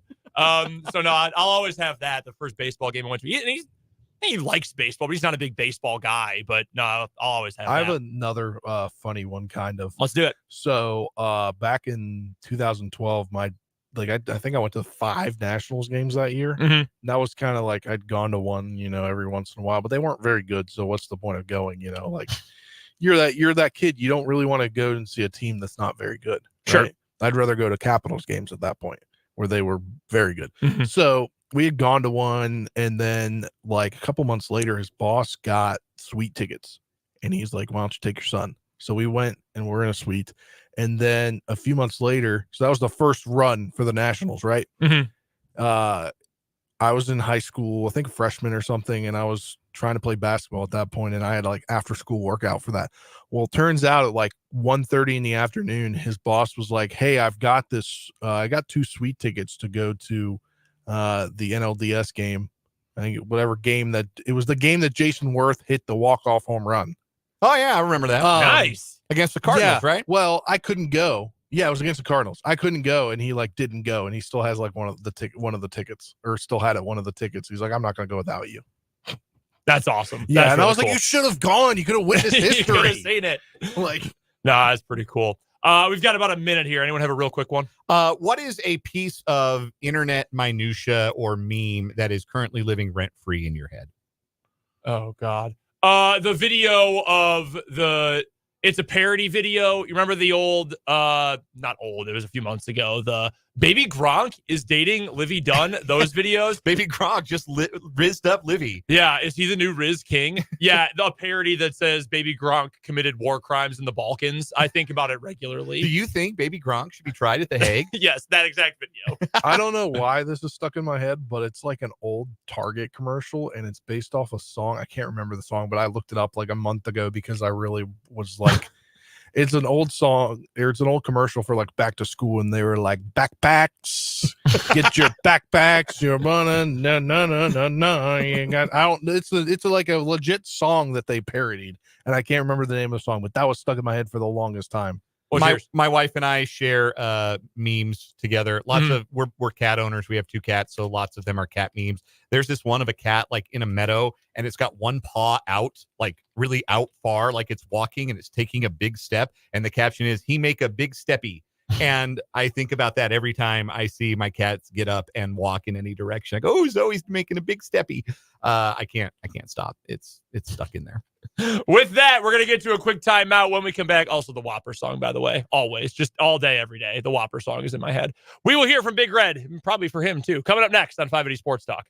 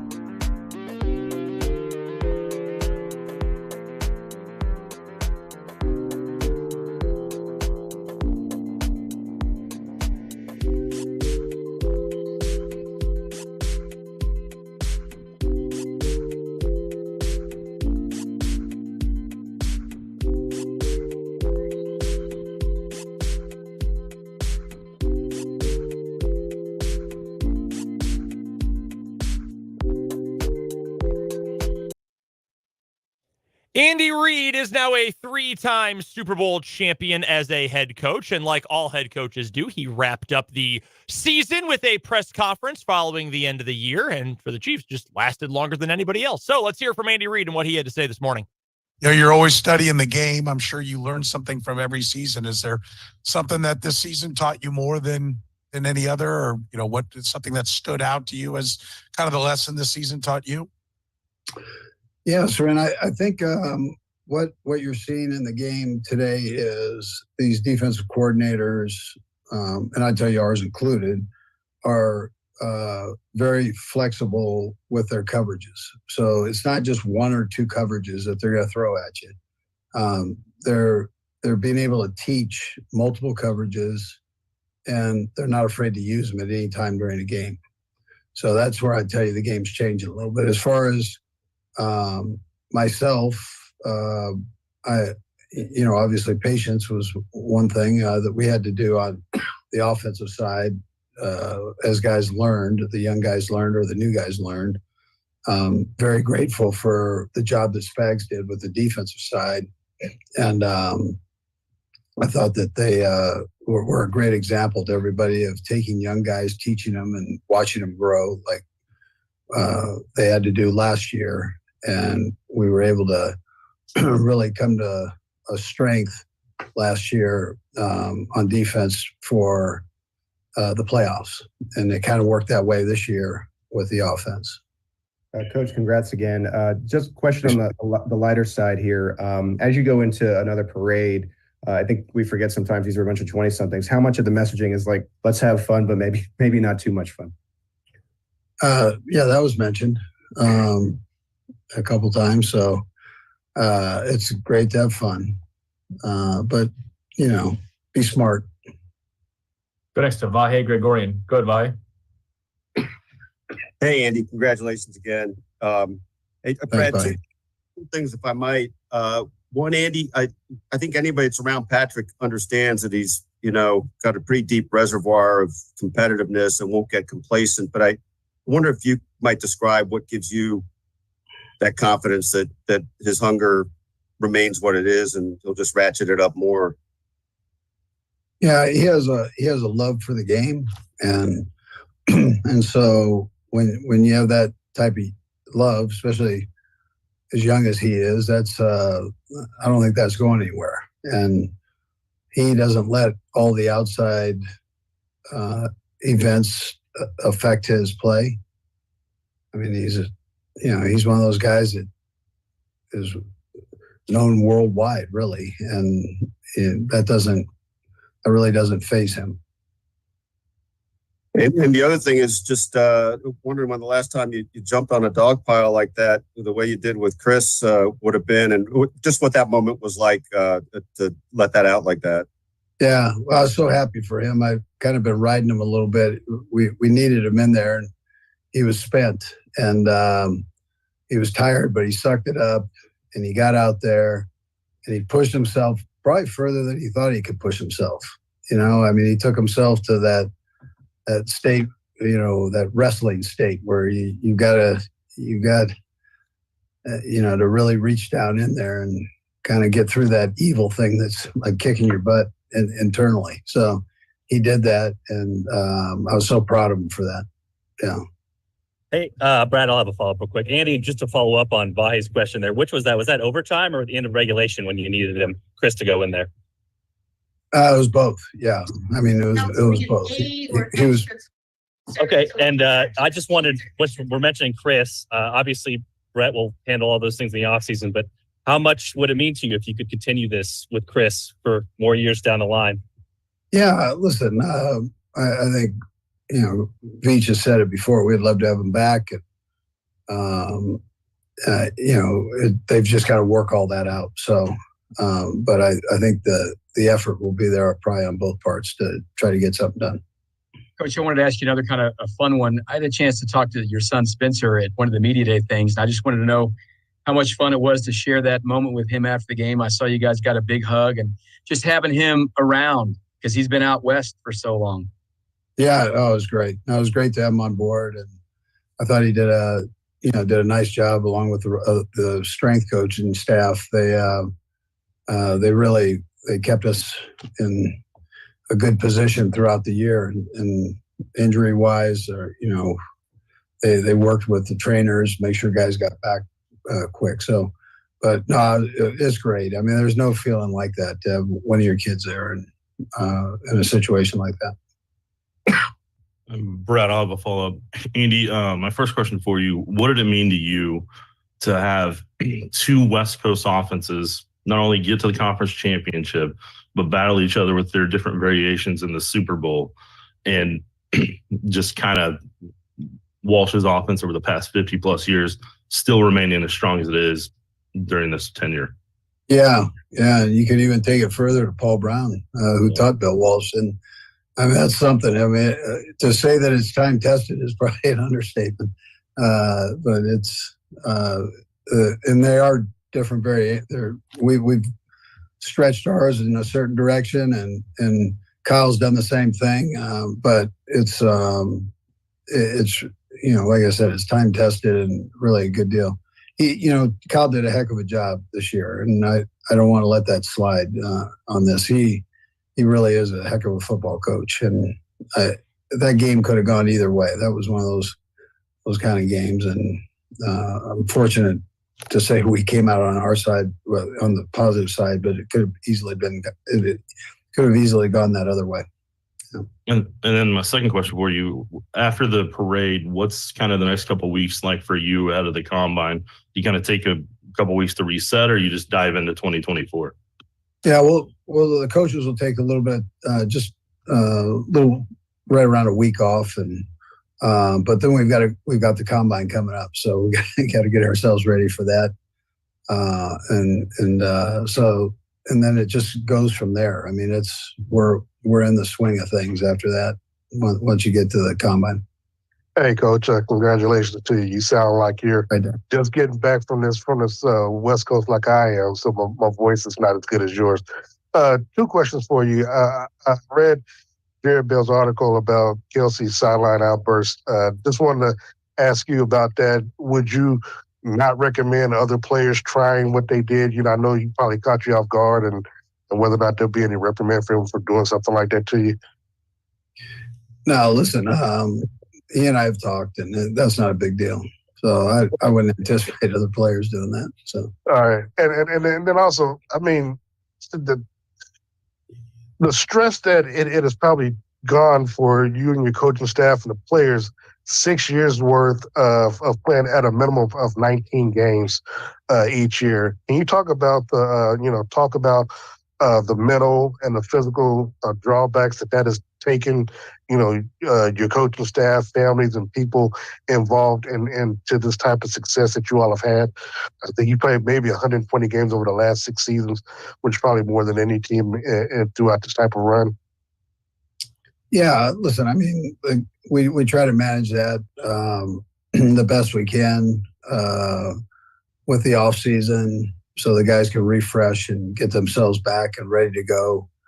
I think the way training is now, it's year round, and so guys know how to manage that, and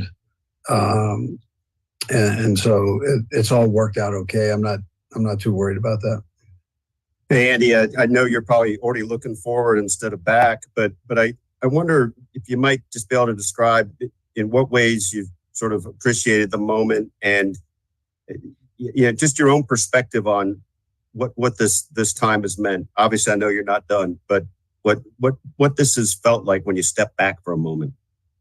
Yeah, well, I mean, listen, I to back to back, to win one is tough. To win two back to back is really tough. I mean, that's not an easy thing to do, and to know the effort that the guys put into it, the way they stuck together through the highs, the lows.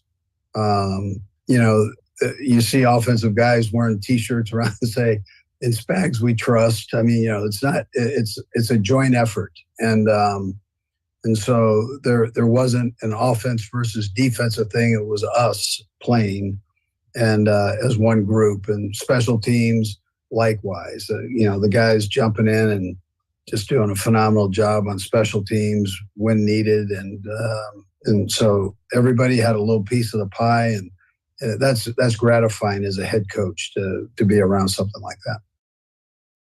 So that is Andy Reid, Big Red, speaking a little bit earlier on today, and we will again hear more from Big Red coming up tomorrow when the Chiefs have their Super Bowl 58 championship parade from Kansas City. Let us know if you're going to the game. 785 or to the game, to the parade tomorrow. 785-272-9429 is the text line number, or you can hit us up on YouTube. 580 Sports Talk is the name of our YouTube channel. Coming up in the 4 o'clock hour of 580 Sports Talk, Steve Spagnuolo. He deserves even more praise than we've been giving him. Plus, What Is Wrong With You and Jayhawk Weekly with Michael Swain coming up on 580 Sports Talk.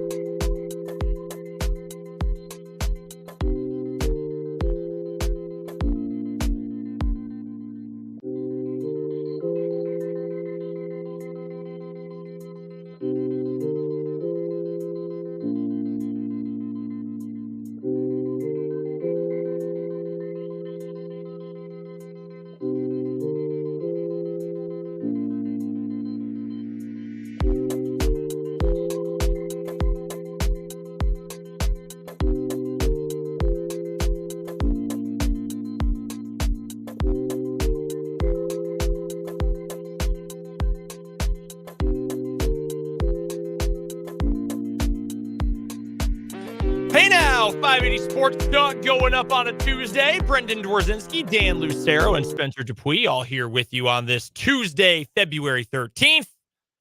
2 days post Super Bowl championship for the Kansas City Chiefs. Parade tomorrow. We will hear from Andy Reid and any other clean or edited player audio that we can bring you from the stage tomorrow. I'm sure Mitch Holthus will have a soliloquy that we can share with you. Absolutely. We'll talk to Mitch for what will be the final time on Thursday this week. Always a sad day. Yeah, it's a sad day, but it's also like the most fun one to do because it's a Super Bowl post-mortem. And Mitch is so cool about letting us behind the curtain a little bit, not just in terms of, you know, the team and what they've done, but also what it's like for him. And I'm always fascinated, like what that's like, because most of us will never get to broadcast a Super Bowl. None of us are going to play in one. And most of us also not going to broadcast one ever. So it's fun to get that perspective, what the day is like, what the moment is like. And Mitch always lets us behind the curtain in a really cool way. So looking forward to that conversation tomorrow. Yeah, and they knew they were going to be back there when they were out there on November 25th, and they left that Easter egg behind. Yeah, had you seen that? The signed dope sheet, the flip card from when the Chiefs were in Vegas in November? I had not, no. Yeah, Spencer shared it with me a little bit earlier. Who had this? It was Josh Klingler from Sideline for Chiefs Radio who tweeted this out.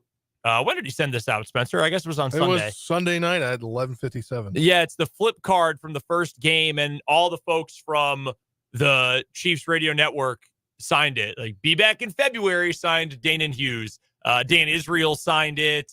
Mitch Holthus wrote, touchdown, Kansas City, see you in February, and signed the thing in Sharpie. It's pretty cool. It's really cool. And again, if you're looking for that, Josh Klingler from the Chiefs Radio Network has that on his Twitter from Sunday night. That would have been just before midnight on Sunday night. Really, really cool. So yeah, we'll have to make sure take that down. Yeah. To ask Mitch about that coming up on Thursday's show.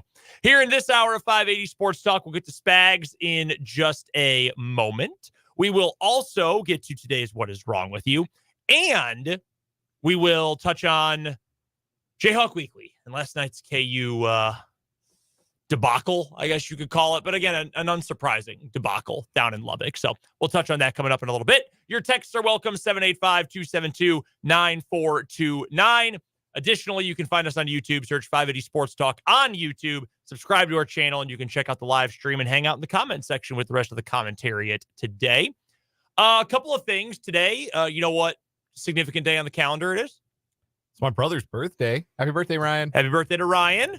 You got to talk to him. And he doing anything fun today? Yeah, they're gonna go get tacos. Nice. Downtown Denver. Nice. Down by the ballpark On Tuesday. Taco Tuesday. Yeah, it works out real nice. It is also Mardi Gras. That's right. That's why the Super Bowl wasn't in New Orleans this year. Yeah, that's right. Also, for your boy, growing up, always loved this day because and I think it's got different names in different denominations of Christianity, if I'm not mistaken. Grew up in the Episcopal Church. It's Shrove Tuesday, which also means Pancake Supper Tuesday. Oh, hey now. Show up at church, pancakes all night. All you can eat. Do love pancakes. Oh man, love that. I suppose that means obviously tomorrow, Valentine's Day. Tomorrow's also Ash Wednesday. Ash Wednesday, yeah. So yeah, that's all coming up. Also today, significant for us. Means I'm going to eat a lot of fish here in the next few Fridays. Oh, I didn't know you observed that. My wife does. Oh, so I try and go with her. Yeah, we never. That was never an us thing. So what? Growing up, where I grew up, everyone's Catholic.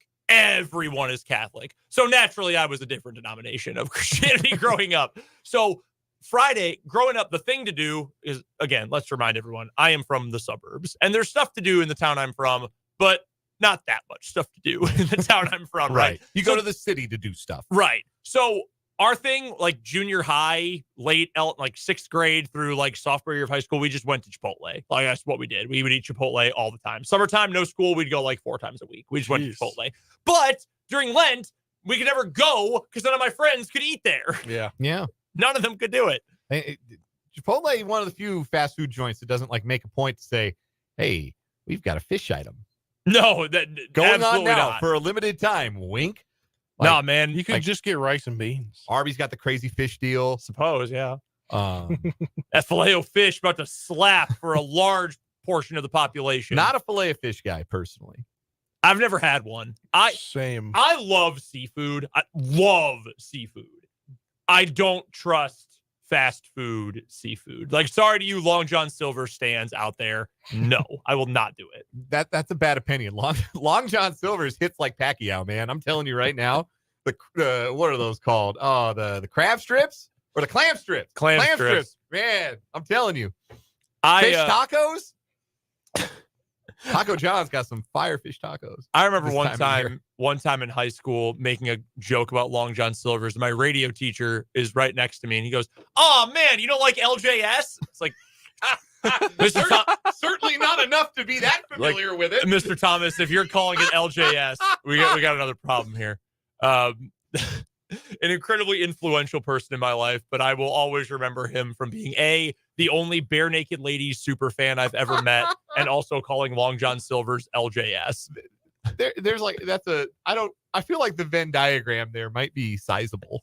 Honestly, like the middle part might be sizable there. Nah, man, Hush Puppies at LJS, they hit like Liston, man. Nah, man, I can't do it. I can't do it. By the way, today, the other thing I was going to note, it is World Radio Day. Hey now. Yeah. Hey. Yeah, I think that's the full name of whatever national day it is. I had an email about it. I think I might have put it in my trash. But yes, it is World Radio Day. So shout out to all of us who do radio for a living. Yes. And it's exclusively us. Yeah, it is our day. You have to buy us all ice cream. Yeah. Or Long John Silver's. You have to buy Dan clam strips. Listen. If not today, then it on would have been Friday. it would have been nice if, like, maybe a local business thought of us for World Radio Day. Yeah. Come on. Your favorite local talk show. Yeah. Hit us up. Do we have a Long John Silver's in town? Yes. There are several. The line at the one on 29th and Fairlawn is always long. It's amazing. Man, that's crazy. The one where I grew up, I don't know if I had ever seen anyone waiting to go in. Like, the parking lot was always empty. There was one in my college town that looked exactly like that. Man, that's wild to me. Very new to me. Well, if it's always busy anyway, Friday it's going to be bananas. Does she do the, like, I don't know exactly how to say this the proper way, but how people say that Sundays don't count during Lent? No, I don't think she's explicitly Sundays don't count. Okay. But, like, if the opportunity arises, maybe this one doesn't count. I'm not promoting sacrilege. I promise. I'm not trying to make fun. Yeah. We got to promote that every day on the show. Hey, by the way, just so everyone's clear, not what we do here. Not promoting sacrilege. I promise.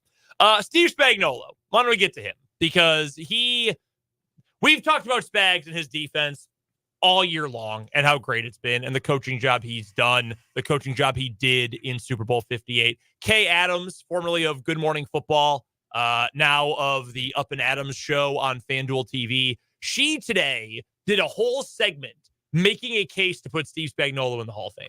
Well, also, former Chief, I don't know if there's sour taste in anybody's mouth of this guy, Tyreek Hill tweeted. No, because the Chiefs keep winning. Yesterday, why don't Spags got no interviews? I think it was quoted by Kevin Demoff from the Rams, and he said, "It is well past time to see Spags get another head coaching opportunity. The team and organization he inherited in St. Louis was a mess. Nobody could have had success, yet he changed the culture and staff and players believed. An amazing human deserving of a real shot. We couldn't give him." See, it's an interesting question because this came up not that long ago. We were talking about Spags and would someone look at him for a head coaching job? Yeah. He has before said that he is very happy where he is and he's open to the opportunity to go after that again. But he's happy with where his feet are right now. Anyone out there hiring a 64-year-old head coach who failed the first time around? It's not a long list of teams to be willing to do it. No, and again, like Kevin Demoff said, and I saw some people from St. Louis who were very mad at that tweet. The replies in this tweet are actually pretty funny. Yeah, I just saw it because Rappaport retweeted it. Yeah, not thrilled with Kevin Demoff saying that. But he's not wrong. No, he's not. Yeah. What did he get? Like the corpse of Mark Bulger and a broken down Sam Bradford at quarterback? Yeah, well, you could have just said Sam Bradford, and that would have been it's kind accurate of still. From the Department of Redundancy Department. But yeah, I mean, Spags was the head coach for the Rams 2009 through 2011. Not a great era of Rams football. His first year they went 1-15, then 7-9, and then 2-14. Like, he won 10 games in 3 years and lost 38 of them. Like, that's not good. It is the second lowest winning percentage for a non-interim coach in that franchise's history, which has had some very good years and some very, very bad years. And it didn't go especially well when he was the interim with the Giants either. But again, that's an interim thing. That's a little bit different. So I would not be surprised if it doesn't come up again, because again, it's a lot of teams don't want to hire a guy who's already in his mid-60s and who already wants a flame out. But he's a great coach, and his players love him. Love Steve Spagnuolo and what he's done. But this I saw, I think it was last night, in fact, when I saw this from Bob Strum, who has covered, or Sturm, excuse me, covered sports, covered the NFL for a long time down in Dallas. And it's a graph of the types of coverage that everyone on the 49ers schedule played against them this year. So entering the Super Bowl, there were only 2 teams on the Niners schedule, only 2 in 22 games, or I'm sorry, 21 games this year, that played cover 0. So no help over the top. We're playing true man and bringing an extra rusher. Only 2 teams all year did that more than 10% of the time. That was the New York Giants. By the way, who was the Giants defensive coordinator this year? Wink Martindale. Who just blitzes and blitzes and blitzes and then blitzes again. Yeah. And then the Philadelphia Eagles, who, as we found out as the year went on, actually could not generate any pressure unless they blitzed. So those are the only 2 teams that did it more often. The Chiefs in Super Bowl 58, you know how often they played cover 0 against the 49ers? 21.4% of the time. Over 1 out of every 5 snaps. Cover 1. Only 2 teams all year played cover 1 40% or I'm sorry, 3 teams 40% or more against the 49ers all year. The Browns did it 61% of the time, but if you know anything about Jim Schwartz, yeah, that's kind of what they do. The Buccaneers and the Chiefs in the Super Bowl. Man defense. Can you guess how many teams played man more than half the time against the 49ers this year in 21 games? I bet it was just the Chiefs. It was 3. It was the Giants, who again just blitzed all the time. Yeah. The Browns, who that's Jim Schwartz's thing, and the Chiefs. 64% of the time. They challenged the 49ers on the biggest stage of them all in a way that almost nobody else was willing to do all year, save for 2 defensive coordinators who have never changed, who have been doing the same thing forever. Again, that's just what Jim Schwartz does. And that is why there are some games similar to some college teams. I think of it very similarly to some college games where you know what the other team is going to do. Defending the triple option. Here's maybe a good comparison for you. You know what is coming. But if you've got the right defense and the right talent, you can shut it down. You're going to blow them out.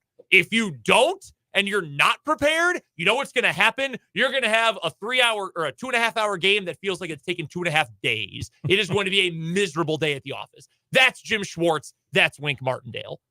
And the Chiefs did it on the biggest stage of them all. In an era in which defenses are more willing than ever to be cautious and to play the bend but don't break card and say, well, we're just going to take away things over the top. We're going to play cloud coverage. We're going to put a too high shell on you. We're going to take away the stuff over the top. We're not going to let you beat us deep. And you're going to play cautious. You're going to play soft coverage. You know what the Chiefs did? They said, bleep that. And we're going to do the total opposite. And we're going to challenge them. And we're going to pressure Brock Purdy. And we're still going to challenge these receivers. And you know what happened? It worked. And it takes the talent. I want to make sure that's clear. Like the Jarius Sneed and Trent McDuffie are the reason you can get away with that. And McDuffie in particular was unbelievable. The passer rating on passes when McDuffie was the cornerback in the vicinity, the nearest cornerback in coverage, QB rating was 39.6. That is as low as it can get essentially. That's like the baseline. That's if you're 0 for 1 for 0 yards, your passer rating is 39.6. That's essentially what Trent McDuffie did. He had the impact of making everything thrown in his direction worth one incomplete pass. It's insane. That is truly insane. So it does take the talent. And Snead, incredible. McDuffie, again, I would have voted, if not for Mahomes, and he deserved it. If not for him, I would have voted Trent McDuffie for MVP of the Super Bowl. I think he played that well in this game. And it takes the safeties and the pressure up front. I understand that. But with the right pieces, there are plenty of defenses around the league that won't do this. There are plenty of teams that have good cover corners, or they have good safety play, or they have guys who can get after the quarterback, and they still won't do this. And Spags was willing to do it. In an era in which defenses are softer than ever by design, the Chiefs went the other way. They're zigging when everyone else is zagging, and it paid massive dividends in the Super Bowl. And that is a big part of the reason why Steve Spagnuolo is arguably, he's in the discussion for being one of the greatest defensive coordinators of all time. And I honestly think, and this was the case even before winning this Super Bowl, honestly, but it is especially the case now. When you talk about the greatest defensive coordinators ever, who do you think of? To me, I think of Buddy Ryan. I think of Dick LeBeau. I think of Wade Phillips. I think of Jim Johnson in Philadelphia. Well, Andy Reid's old defensive coordinator. Who was there for forever. Bill Belichick. Yeah. Spags should be in that group. And I don't think there's an argument at this point. Look at the reputation, look at the profile, look at the accolades. How can you not put him right there in that same group? Of the three best teams to lose the Super Bowl in the modern era, all of them lost because they ran into a Steve Spagnuolo defense. The 07, the perfect Patriots, and the 49ers in 2019, the 49ers this year, all ran into a Spags defense and had their offensive capabilities, which were ample. I mean, we're talking about the best version ever of Tom Brady with Randy Moss in his prime, and that offense who scored, what did they put on the Giants in the regular season? They put 35, 38 on them in that regular season finale. It was some number like that in the final game of the regular season to finish 16-0, and they did nothing. They scored 14 points in the Super Bowl. The 49ers, 2019 and 2023, this great skill talent and a guy in Kyle Shanahan who really, like, you talk about great play callers in NFL history, great play designers, great offensive minds. Like, Kyle Shanahan's on that list. He may not be particularly high because he doesn't have the ring to go with it, but he is on a short list of one of the great offensive minds in the history of football, just like his dad. And his offenses, powerless against Steve Spagnuolo for the better part of 60 minutes. And on Sunday, for the better part of 75. 38 points, by the way. 38-35 is what that Patriots I remember game it was on NFL Network, I want to say. Yeah, it was a Saturday. Yeah, it was a Saturday night game. 38-35. Yeah, I remembered it being on NFL Network. Yeah. Bryant Gumbel and Chris Collinsworth called the game. That is so strange, the things you remember. Wow, but, Bryant Gumbel. I'm looking it up right now. Yeah, me too. I have it up too. That same team scores 14 points in the Super Bowl. It's not just that he's done it and had successful regular season defenses. It's the big game performances. It's you've only got one shot in 60 minutes to slow down this offense, this skill talent, this quarterback, this scheme. And Steve Spagnuolo over and over and over again finds the answer and solves the problem. And yes, you have to have the talent on the back end. Like, if the Chiefs had Philip Gaines and give me Mike Hughes. Like, if those are your corners, Mike Hughes. If you've got Philip Gaines and Mike Hughes on the back end and not L'Jarius Sneed and Trent McDuffie, you probably have to do something a little bit different. But at the same time, do you doubt that Spags would have come up with something? Man, Philip Gaines, Terrence Mitchell, Steven Nelson, he's still in the league. He is still in the league, starting, I think, somewhere. Yeah. Houston. He was used in Houston this year, yeah. Who's the Rashad Fenton? Rashad Fenton, Super Bowl champion. Rashad Fenton. had a nice, I bet that would have been a good score in the Immaculate Grid today. Nice first year with the Chiefs at any rate. Yeah. 6th round pick. Got traded for nothing, if I remember correctly. Who else? Remember some bummy Chiefs cornerbacks in our text line if you'd like. 785-272-9429 or in the YouTube chat. If you've got a bummy Chiefs cornerback you want to share some memories of. No, it's just it. You know who was a great one who immediately became bummy somewhere else? Dale Carter. Dale Carter's like an all-time great Chief. Yeah. Then he went to the Broncos. Ask a Bronco fan about Dale Carter. I'm sure they have very nice things to say about him. Very, very nice things. We've got What Is Wrong With You coming up after the break, and then we'll hear from Michael Swain later on this hour here on 580 Sports Talk.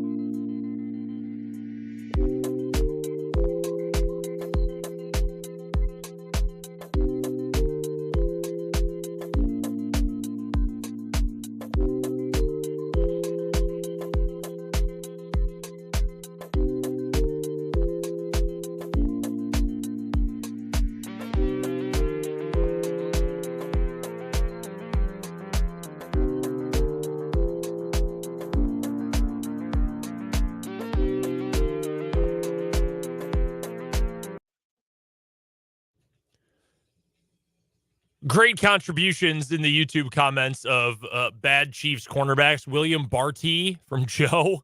That's a good one. DeAndre Baker, remember when we thought he might be a guy? Yeah, that didn't go so well. Former first-round pick, had that legal trouble when he was with the Giants.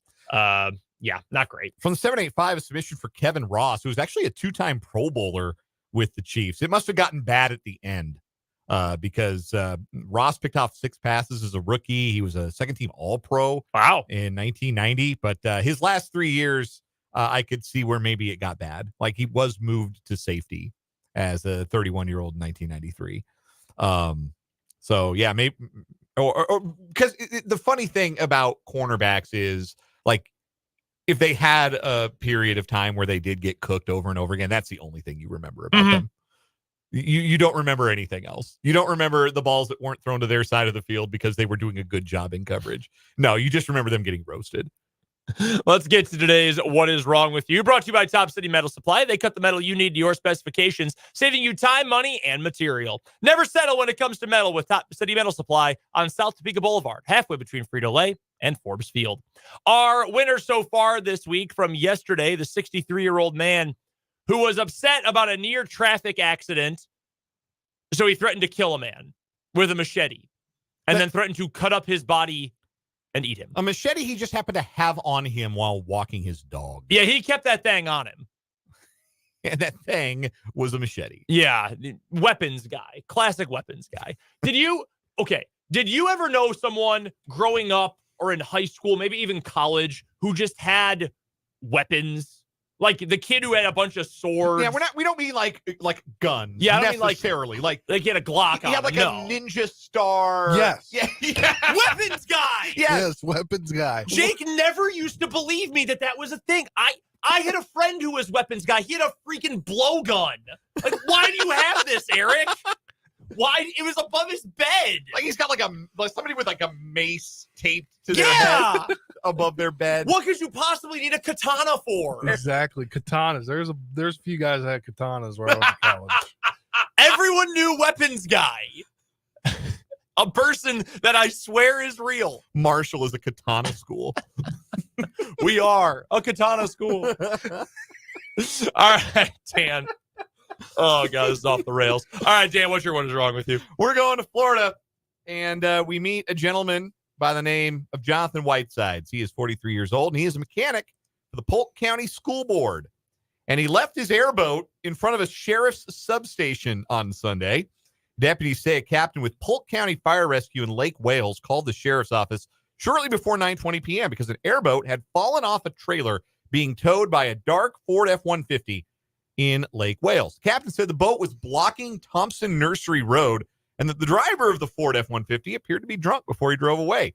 According to the sheriff's office, when Whitesides and another man returned to the scene to retrieve the boat, Whitesides began yelling at the other man, criticizing how he was attaching the boat to the trailer. Man, you're not doing it right. The deputy at the scene told him to calm down, and that's when, according to the sheriff's office, Whitesides became irate with the deputy, took an aggressive stance, charged in his direction, pushed his chest out with his fist balled up, started yelling in the deputy's face with his fist balled up, and ignored the deputy's commands. As he was doing this, his eyes were bloodshot and watery, his speech was slurred, and he had balance issues. 2 breath samples showed Whiteside's breath alcohol content was 0.334. That is over 4 times the legal limit.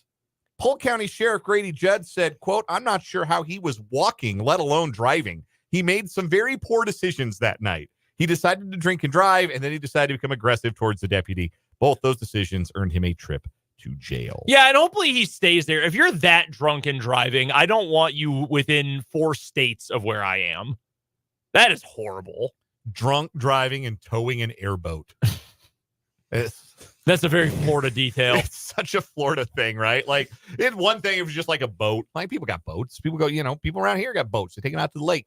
Airboats are a very Florida thing. Yes. I haven't seen a lot of airboats like Clinton Lake. No.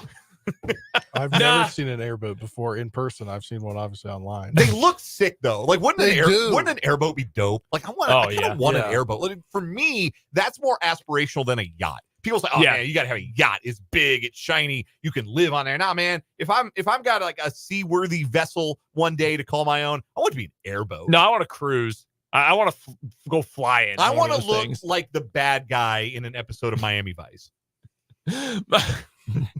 That's very fitting. My story today is going to take us to New York, where a weekend bus ride through Manhattan, again, New York, not Kansas, turned violent Saturday when police say a passenger became irate, threw punches at the driver, and even pulled a knife. According to MTA officials and the NYPD, the 58-year-old driver of the M15 southbound bus was attacked while operating the vehicle at about noon. Video and witness statements suggest the passenger began yelling and swearing at the operator for what? It was, quote, not driving faster. Again, we are in Manhattan, New York City. Yeah, there's only but so fast you're ever going to go. Yeah. The incident escalated once the bus pulled into a downtown terminal near South Ferry. That's when the suspect allegedly swung at the driver before pulling out a knife. After taking the punch, the driver managed to disarm the man and restrain him until police officers could arrive and took him into custody. Rashawn Eagle, 43 years old from Staten Island, was arrested on charges including assault, menacing, obstruction of breathing. Attorney information was not immediately known. Quote, "It is lunacy for anyone to take out frustration for traffic congestion on a transit employee just trying to drive New Yorkers where they need to go, and intolerable that a bus driver suffered injuries to his face requiring hospital treatment as a result," according to the senior VP of New York City Transit's buses. Go faster. Where?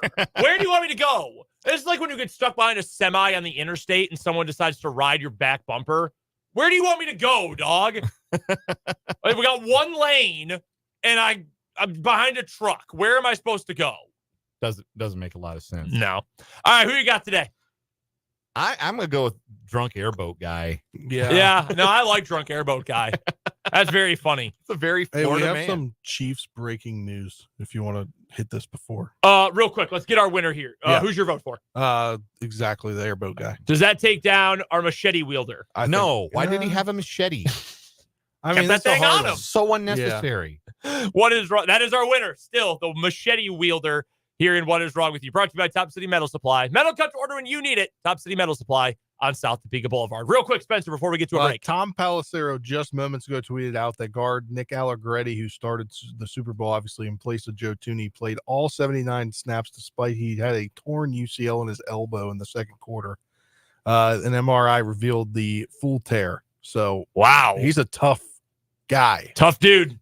Linemen are a different breed. Wow, that's pretty crazy. Hope the recovery goes well after the parade tomorrow. Holy cow.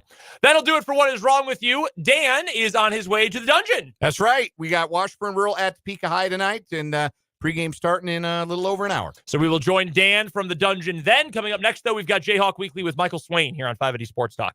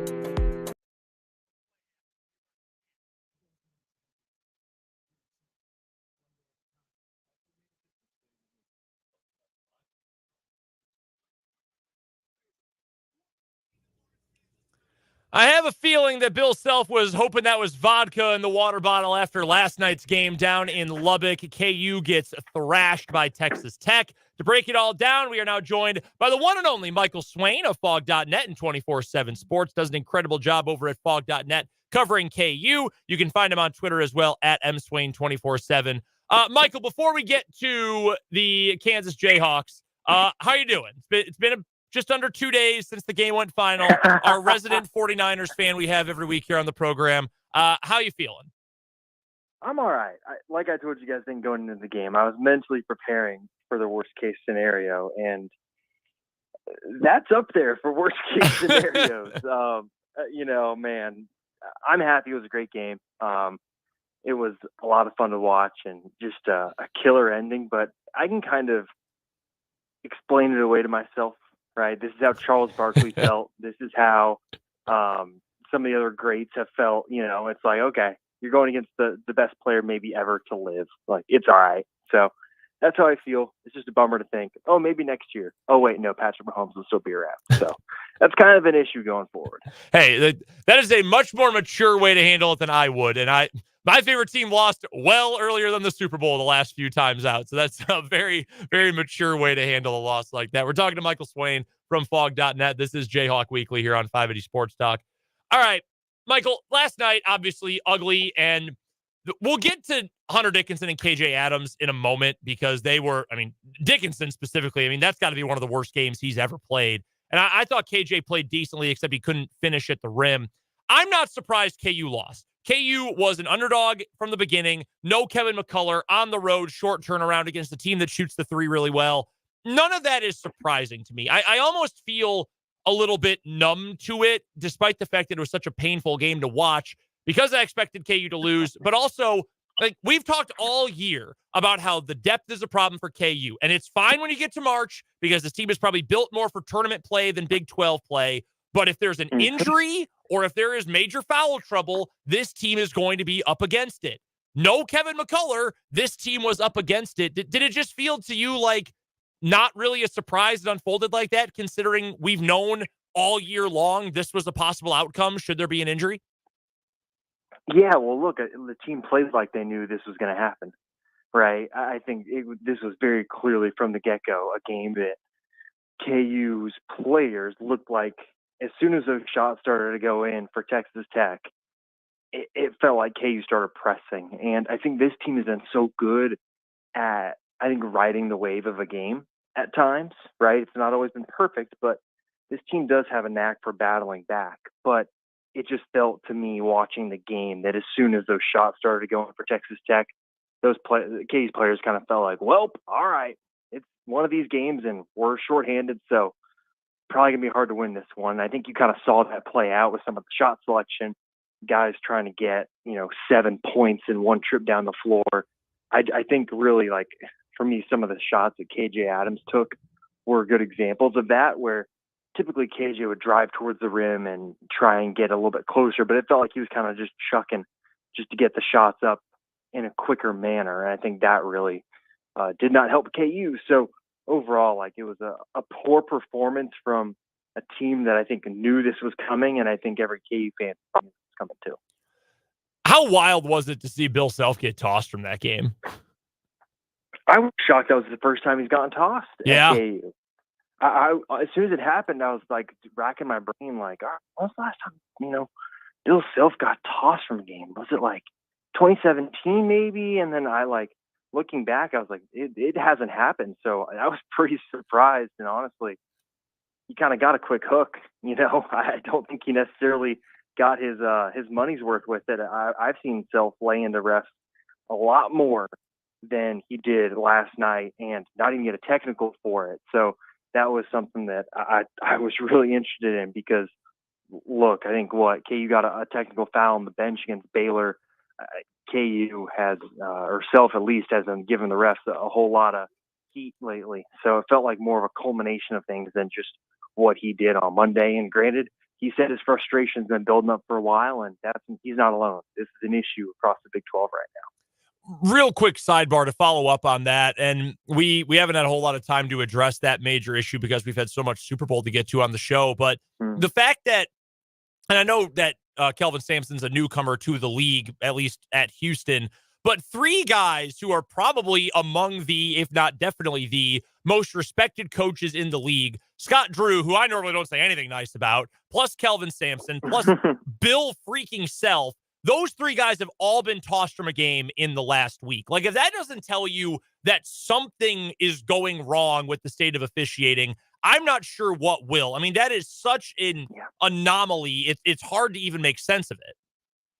Well, and you got to remember, too, the Baylor AD got fined $25,000 for coming out and talking about the officials and how poor things are going. So this is something that is a really big issue right now. And, it's going to take guys like Bill Self, Kelvin Sampson, and Scott Drew getting kicked out of games and making a stink of it for something to change. Because right now, the Big 12 is football. It is so physical. I'm sure KU fans have seen the numbers for Hunter Dickinson, right? 60-something free throws this year when Zach Edey's well over 100. The way the Big 12 is being officiated right now is way too physical. And you got guys suffering from bruises from contact and playing through it, and like it has just gone a little too far. And it seems like things have been building towards this, at least in my opinion, over the last couple of years as the league has become more physical. And I think we're kind of at that inflection point where the coaches are kind of fed up with it. You know, Bill Self gets ejected for the first time in his KU career. Scott Drew's been ejected for the first time in his Baylor career. And Kelvin Sampson went ballistic in one of the, I think, funnier clips, but more serious kind of reactions that you'll see. So it really is a big issue. I'll be fascinated to see what sort of conferences or resolutions are made after this season, because this right now feels like the tipping point of something's got to change here. And I think it does start with the officials and the way games are being called right now.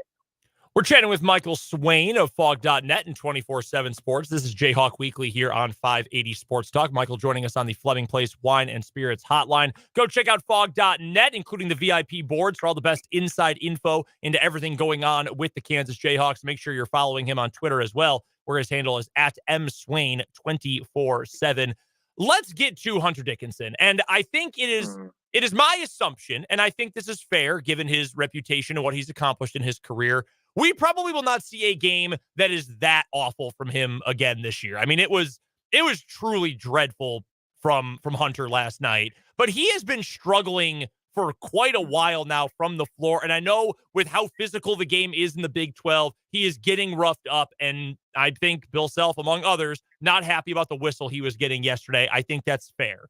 But what is it that has led to him being so much less efficient from the floor and has led to him struggling like this over the last few games? Well, I think he's being manhandled. Like, let's be real here. You know, obviously KU's roster construction is not helping him, right? The lack of shooting, the lack of floor spacing, especially with Kevin McCullough out, right? That is not helping him. Teams are sagging off of KJ and DeJuan and really trying to make Hunter Dickinson play around 2 or 3 people.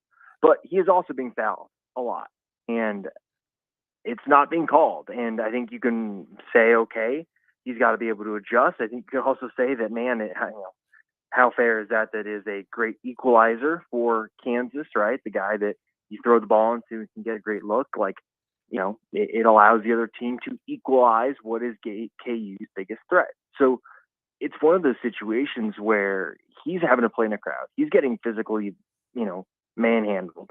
And he's wearing down because he's playing the 32 minutes and he's playing those really physical minutes. And I think that's why you're seeing him get out on the perimeter a little bit more throughout the course of a game. It's just to get some rest, because you can't expect him to be down there,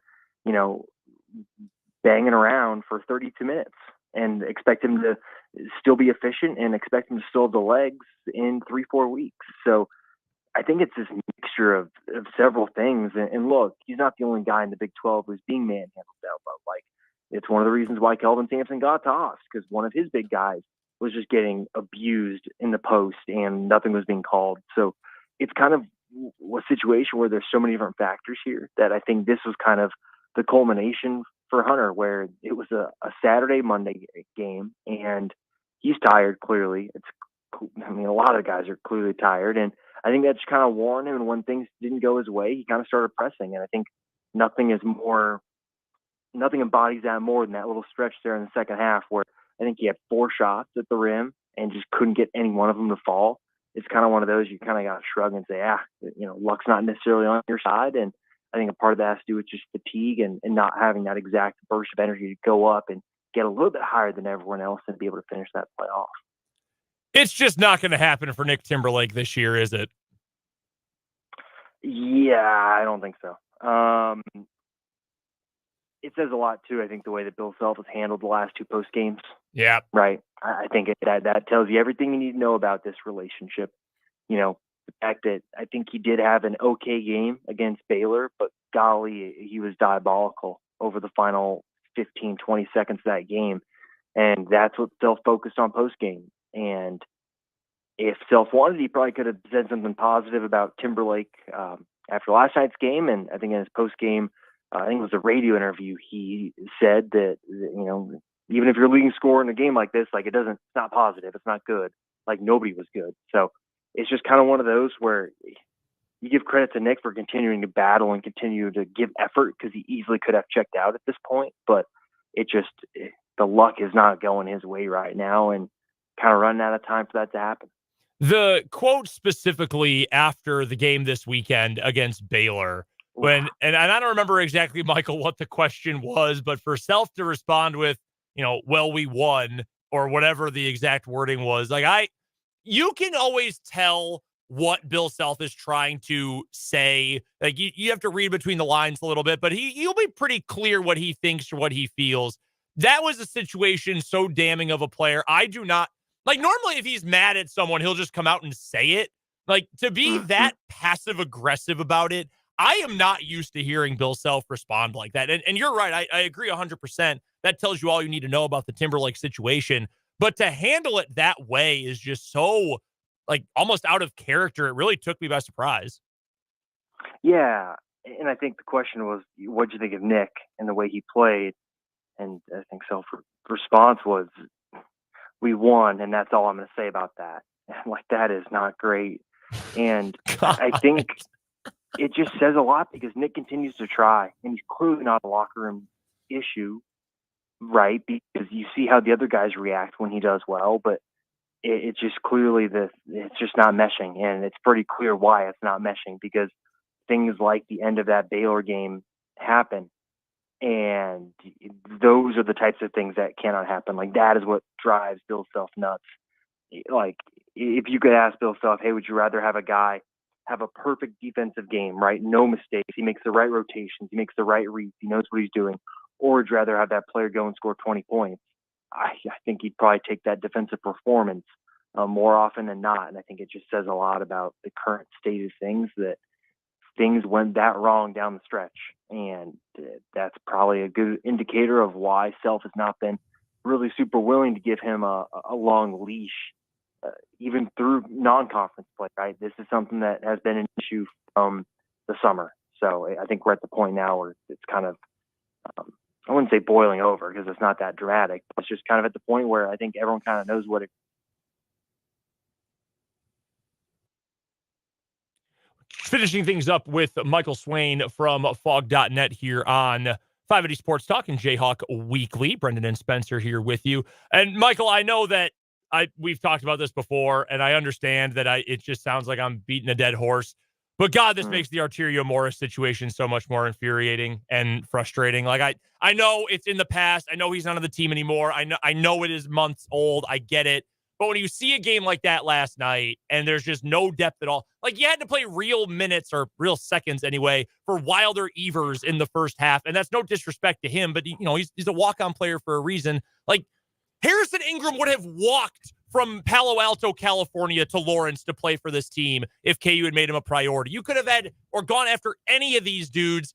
Why did it have to be that guy and that baggage that you attached your wagon to? It's frustrating, and the emotional part of me can't get over how big of a blunder that was. Yeah, it really, when fans look back on the season 5-10 years from now, that is going to be the decision that changes everything. It's as simple as that. It doesn't matter if KU gets someone, just someone else that would have at least helped. And the fact that that player was the one the coaches decided to go on and that decided to take, when you got to remember, right? This wasn't, hey, he's got Duke coming after him. He's got Kentucky. It was DePaul, right? DePaul was the only other school that was willing to go after him. And I think that says a lot. And I think this is a situation where he would have unlocked a lot theoretically, and any sort of player that KU could have pursued that can play that kind of, more or less the 2 or 3 spot that brings athleticism and shooting, anyone else would have really been a huge help, and potentially allowed KU to, I think, even unlock another level that we haven't seen. And that's kind of staggering to say, considering the fact that, KU has some of the best wins of any college basketball team this year. But I think that type of player also raises your floor, because it allows other guys to have an off night, and there's just another layer of security there that just KU does not have now.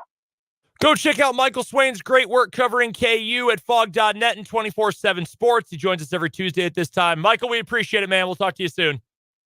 Awesome. Sounds great, guys. Talk to you next week. That's Michael Swain of fog.net. We've got 1 hour left of 580 Sports Talk after the news.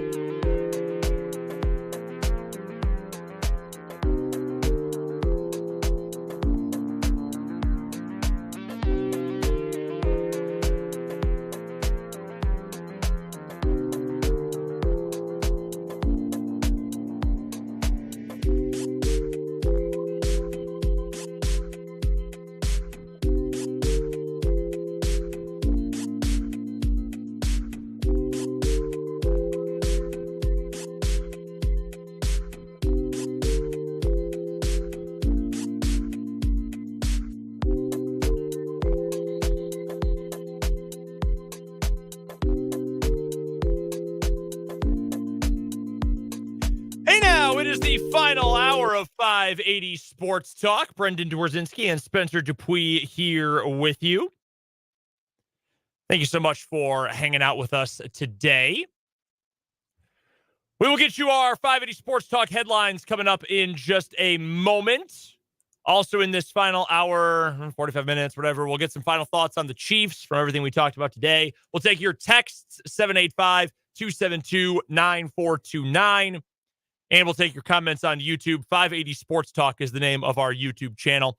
We've got a ton of 580 Sports Talk headlines to get to here in just a moment, so we'll get to all of those. Plus, a reminder that coming up as soon as we are done here and as soon as they are ready for us at the dungeon, we will send you over to the Lewis Toyota Tuesday Night Hoops doubleheader between two 6A teams in the city. Topeka High hosting Washburn-Myrtle tonight. Senior day for Topeka High, so should be a blast. Dan Lucero and Larry Latimer on the call of that one coming up tonight right here on 580 WIBW.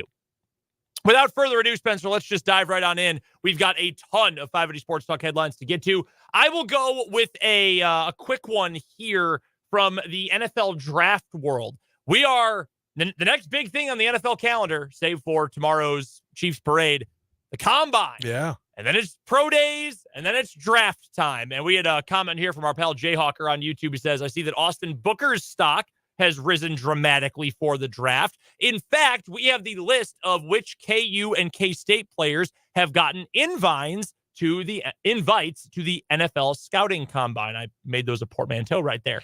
So for KU, speaking to Jayhawker's point, 2 players, not a surprise, Austin Booker and Dominic Pooney. They are both headed to the Combine.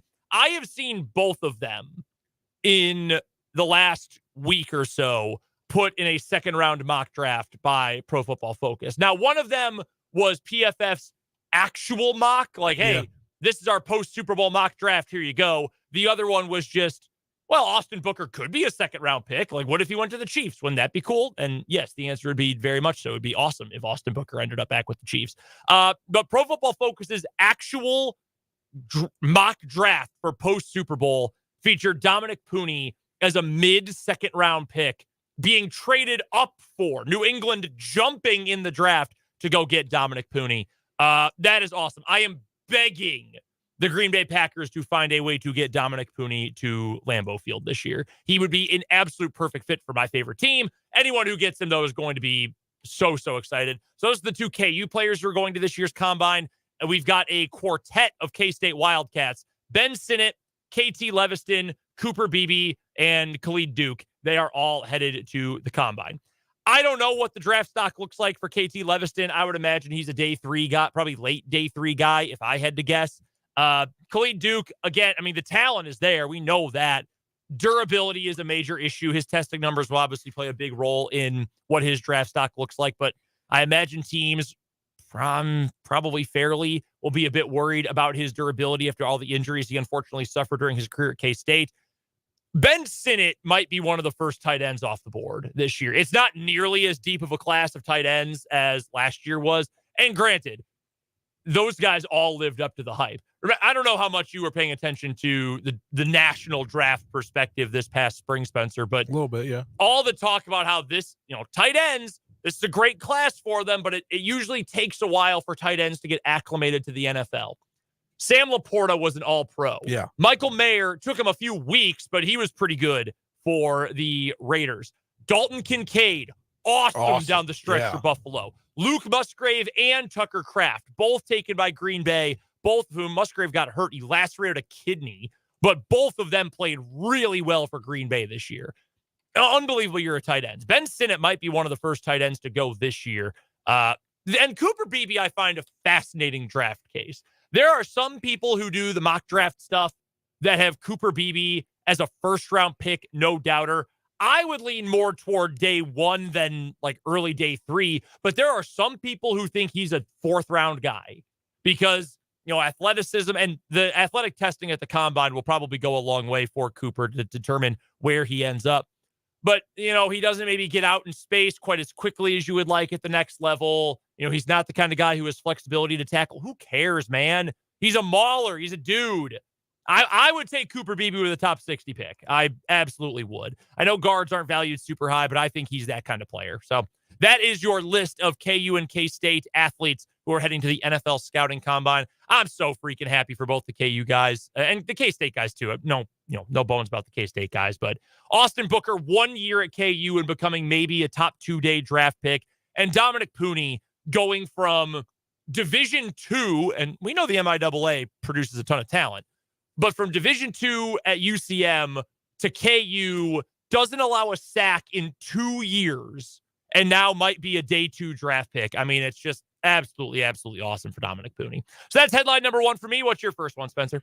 We found this out earlier today, but this has been a weeks-long thing going on. As the Wichita police on Tuesday, they said an arrest was made nearly 3 weeks after a Jackie Robinson statue was stolen from the park and subsequently found dismantled days later.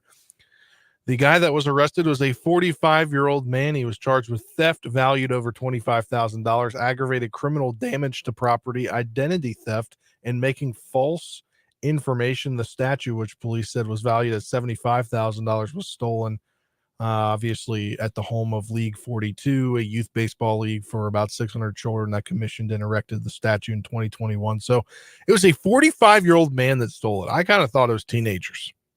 Oh, yeah, I figured so, too. I was certain it was going to be some sort of, vandalism. Or, I mean, it is vandalism, but yeah, man, it sucks. It sucks so much, that community for the people that, it's Jackie Robinson, man. We're talking an American hero here. What are you doing? You should not, and I feel bad if someone is that desperate for money and that hard up and in that bad of a position in life. That is unfortunate. But man, there's other ways to go about it than stealing something that's that meaningful and that symbolic. It's just gross. I'm glad they caught the guy. Yeah, assuming he is actually the one who perpetrated this crime. Just terrible. Well, they said there's a lot of surveillance video, and they connected his vehicle via the surveillance video. So, wow. Yeah, just terrible. I hope they're able to put a new one up. I hope someone's able to help out. It says the MLB will pay for it after several teams and individuals throughout the sport wanted to help. Oh, good. So good. MLB is going to help, which is great to see. Yeah, no, that's a good move by Major League Baseball. They should. He's an icon of the United States of America, and I'm very hopeful that MLB follows through on that. Yes. Very, very hopeful for that. Next headline for me on today's 580 Sports Talk headlines. Let's go back to Super Bowl 58.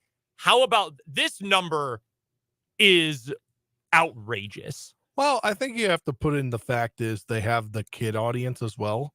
So how do they, I would like to know, is it how many viewed per, or was it channel? So like you had a Super Bowl party and you invited all your friends and their kids, and you had one TV going where it was on Nickelodeon, and then one TV with the parents that was on CBS. Are they counting that as 2 views? I would doubt it, but I'm not entirely sure. That's a good question. So the numbers we're talking about here, the ratings for the Super Bowl, according to Nielsen as well as Adobe Analytics, Super Bowl 58 averaged across all TV and streaming platforms 123.7 million viewers. So effectively, more than a third of the country at any given time during the Super Bowl had the TV tuned to the Super Bowl. Last year's mark was 115.1 million. That's a 7% increase. That is absolutely gigantic. Originally, the number looked like 123.4 million. Then they tacked on another 300,000. And how about this? For the entire duration of the broadcast, people who tuned in for at least some portion of the broadcast, 202.4 million people. We have around 340 million people in this country. Yeah. Around 340 million. Over 200 watched at least a part of the game. And again, your average viewership for any moment of the game was 123.7 million people. That's crazy. And I know, like, it's the Super Bowl. Duh. It's always the most watched TV event in America every year. I understand, major markets. 49ers have a huge market and a huge fan base and are very popular. The Chiefs, obviously the best player in the world. They are very popular. You had the Swifties who probably watched a little bit more than they normally would have.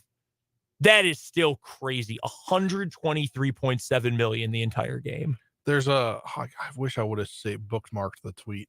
I saw it yesterday. One more got added to this number because a baseball player, I can't remember who it is. He was at the game and then he decided he wanted to go home and watch the game. I'm trying to remember who it was. Wow. But he literally posted on Twitter, was at the game, decided I want to be more comfortable at home. And I said, what? Tommy Pham. Yes. This is the same guy who slapped a teammate over a fantasy football feud. Remember that? Yes, that's the same guy. But I just thought it was hilarious that he decided he wanted to post it to the world, that he spent all that money to go to the game and then just not go to the whole thing. Yeah, dude. Like, I get that you were a little bit bored by it, but no, there's no way. There's no way in hell am I leaving. And I know he's got millions and millions of dollars, but no, there's absolutely no way that I would ever do that. Yeah. Although, admittedly, the better crowd would be at a home, like it would be a conference championship game, because you get a slightly more, slightly, because the tickets are so crazy expensive, but a slightly more blue collar crowd. You get the home fans. Super Bowls are very sanitized environments for the fans. But yeah, because there's just a lot of celebrities there. There's a lot of people that just want to experience the Super Bowl that have the money to do so, business people. Yep. Like a percentage of fans that actually go from teams, I'd be interested to see. We have a texter here from the 785 who says, unfortunately, we can't get the numbers, but I'd love to know the worldwide viewership. I agree. I would also like to know those numbers. Yeah, because the worldwide, who'd they have? Who called it? Chris Fowler. It was Chris Fowler. It was the number 2 ESPN crew. It was Fowler, Louis Riddick, and Dan Orlovsky. Yeah. And Fowler did a great job with the call. A little, and maybe they volunteered not to. I was a little surprised they didn't just have Buck and Aikman do it. Little surprised anyway. Fowler did a great job. That video is out there from the final call of the game. I didn't find his. I found all the other ones except for the international. Oh yeah. It's out. If you just search, I'm sure, Chris Fowler on YouTube, it'll probably come up. Probably on Twitter too. Yes.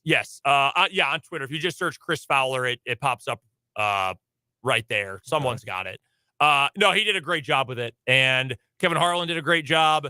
And then you had Tony Romo talking all over Jim Nantz for the other one. Not great. But yeah, new record for number of people watching the Super Bowl, 123.7 million across CBS, Paramount Plus, Nickelodeon.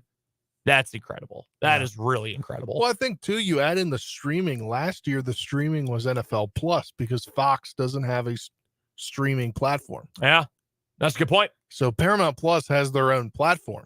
Like Peacock, if it's on NBC, you'd get Peacock streaming numbers, too. Mm-hmm. And if you're a 24/7 Sports VIP member, you get Paramount Plus for free. So much more. Know that. Yeah, much more accessible for a lot of people. Yeah. Also, I think FanDuel has a deal where if you bet $40, you get 3 months of it free. So there you go. Or I guess you get it for $40. Next headline for you. ESPN and college football playoff, they're in agreement on a new 6-year, $7.8 billion rights extension pending the college football playoff resolving its outstanding issues, including the Pac-12 issues, I believe. ESPN will be the home. Yeah, man. I don't know. I don't love it. I really don't. You don't like it being on ESPN? I mean, it's not that I don't like it being on ESPN. I just wish other places had been able to get in on the mix. Like, I would have liked to have seen CBS get a game or Fox get a game. Yeah, I would have liked that. $7.8 billion is crazy. That is so much money. So much money. Yeah. I don't know. I mean, ESPN just has such a hold on it, and I know Fox does too, but to have it all contained on one network, I don't know. I kind of wish it was otherwise, but maybe I'm just like March Madness is all contained on Turner Sports /CBS. Yeah, but the difference is CBS does a good job of that. Yeah. Like, I think the problem is that ESPN's production quality is not always as good as it probably should be for those games, which I think is where my personal hang up comes from. If we have time later, I want to get into a thought that they should do for other networks that ESPN does well for big college games. Go for it. I think we should be able to see maybe on NFL Network or a Paramount Plus if it was for the Super Bowl, like the all 22 or something like they or coaches or you like for the national championship. ESPN will sync up the radio calls for you. Yeah, no, that's true. On all their networks. Yeah, the way they do that, where they have one feed on ESPNU and one on news and all the ones on ESPN Plus and ESPN3. Yeah, the control room on ESPN2. Yeah, I love when they do that. Yeah. Is there a favorite one of those you have? Like, do you watch the alternate broadcasts? I mean, I just like the radio ones when they put the radio ones over that. The hometown radio? Yeah. No, I love those. I used to love the coaches' room when they'd have like David Cutcliffe and everybody doing the games. I always thought those But I think it'd be more enjoyable if you brought that to the Super Bowl somehow. Yeah, it'd be cool. Or even what they do for the games on Prime, the Thursday night games where they have the Prime Vision or whatever they call it, to have the advanced stats view. Yeah, I'd be a fan of that. Yeah. That's a good take. I like that. Next one for me as we finish off today's 580 Sports Talk headlines. One other note from Super Bowl consumption this year in Nevada, so Las Vegas and around the rest of Nevada, a record $185.6 million were bet on Super Bowl 58. So this is from David Purdum of ESPN. More than $185.6 million were bet on Super Bowl 58 within Nevada's sports books, which is the most ever. That amount eclipsed the previous high from the Super Bowl, which was 2 years ago, by nearly $6 million. There are 182 different sports books in the state of Nevada. Wow. I am very excited to see what the final national numbers are, if we can get a somewhat accurate view of what those national numbers might be. Because like I'm sure in Kansas there were plenty of bets. I'm sure there was a whole lot of money that was wagered here in the state of Kansas. Is it legal in Missouri? Nope. So then, So you'll see there's actually a stretch of highway right on the state line where people will come and they will just park because they can get cell tower service on the Kansas side, and they will just park on the side of the road. I've seen that online for different states. Yeah. But that's pretty interesting. Yeah, no, that's Missouri, I guess, for you. They get weed, Kansas gets sports gambling. That's essentially the trade-off that the two states have right now. But yeah, I'm curious to know what the total number is. By the way, in terms of the props that were the biggest loss for the Super Bowl, how about this? Sports books, reported heavy action from the betting public on the Chiefs, which came from behind to beat the 49ers in overtime. Odds of the game going into OT were 10-1, a price that attracted typically lopsided action. Caesars Sportsbook said the odds on overtime produced the biggest loss of any of the thousands of prop bets that it offered. I'm surprised it was only 10-1, if we're being completely honest with you. Another comment here from YouTube, from the text line from the 785. Don't forget about the office pools. Yeah, all of the off-the-books gambling as well. And Vance on YouTube says, well, I wonder what was going on up at Prairie Band, our friends at the Prairie Band Sportsbook and Casino, what they were able to bring in. I'd love to know. Next time we go up there, we'll be up there in March as we get ready for the NCAA tournament. We'll have to hit up our guy Vince, see if they've got numbers on what kind of business our pals up there were able to do. Any other headlines for you? No, I think we're ready to hit the break. One quick one. A former Kansas City Royal got a big-time contract today. The former MVP of the World Series, in fact, Jorge Soler, he signed with the San Francisco Giants, 3 years, $42 million. This was a dude who, rightfully, because he stunk in Kansas City, was pretty much run out of town for the Royals and has done nothing but just mash the ball ever since. So props to Jorge Soler. He has been great and now is getting paid since he ended up leaving Kansas City just a few years ago. We will take a time out. We'll talk a little more Chiefs football and more coming up on the other side of this break as we get you ready for coverage of Lewis Toyota Tuesday Night Hoops. That's all coming up in just a few moments right here on 580 WIBW.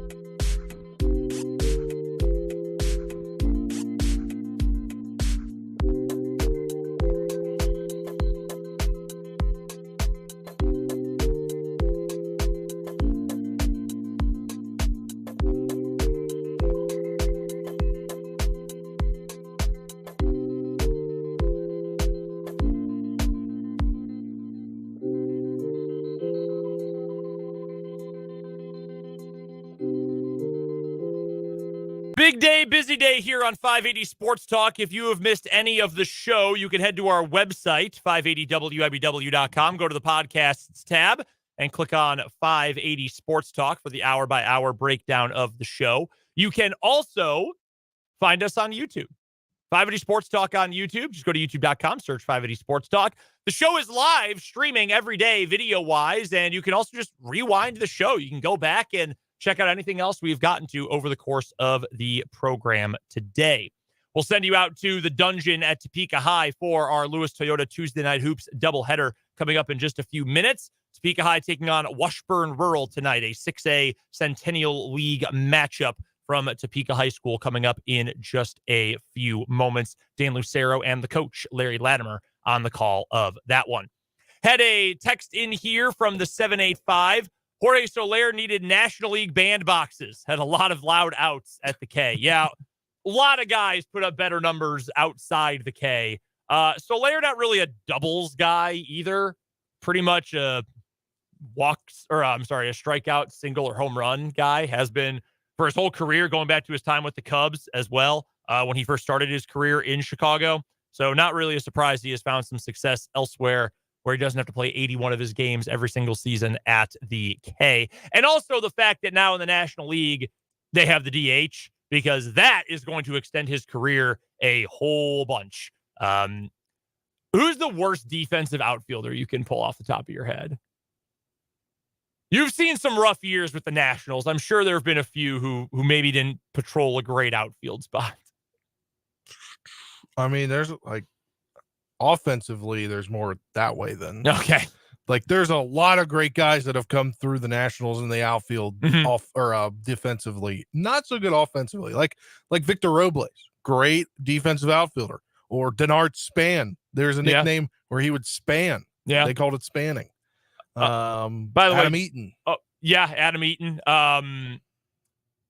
Michael A. Taylor. He was a former Royal as well. Michael A. Tater, as they called him, for one season when he actually hit well. Dan just texted me both Brad Hopp, who I hate forever. I will hate Brad Hopp until the day I die for that line drive he hit off of Mark Pryor in 2004, I believe that was. Also Dante Bichette. Yeah. Jorge Soler is right at the front of that group. One of the worst fielding outfielders that I have ever seen in my entire life. He very not good in the field. One other text here from the 785. Super Bowl numbers were great, but they didn't beat the moon landing. 125 to 150 million people, and the population was under 200 million at the time. Yeah.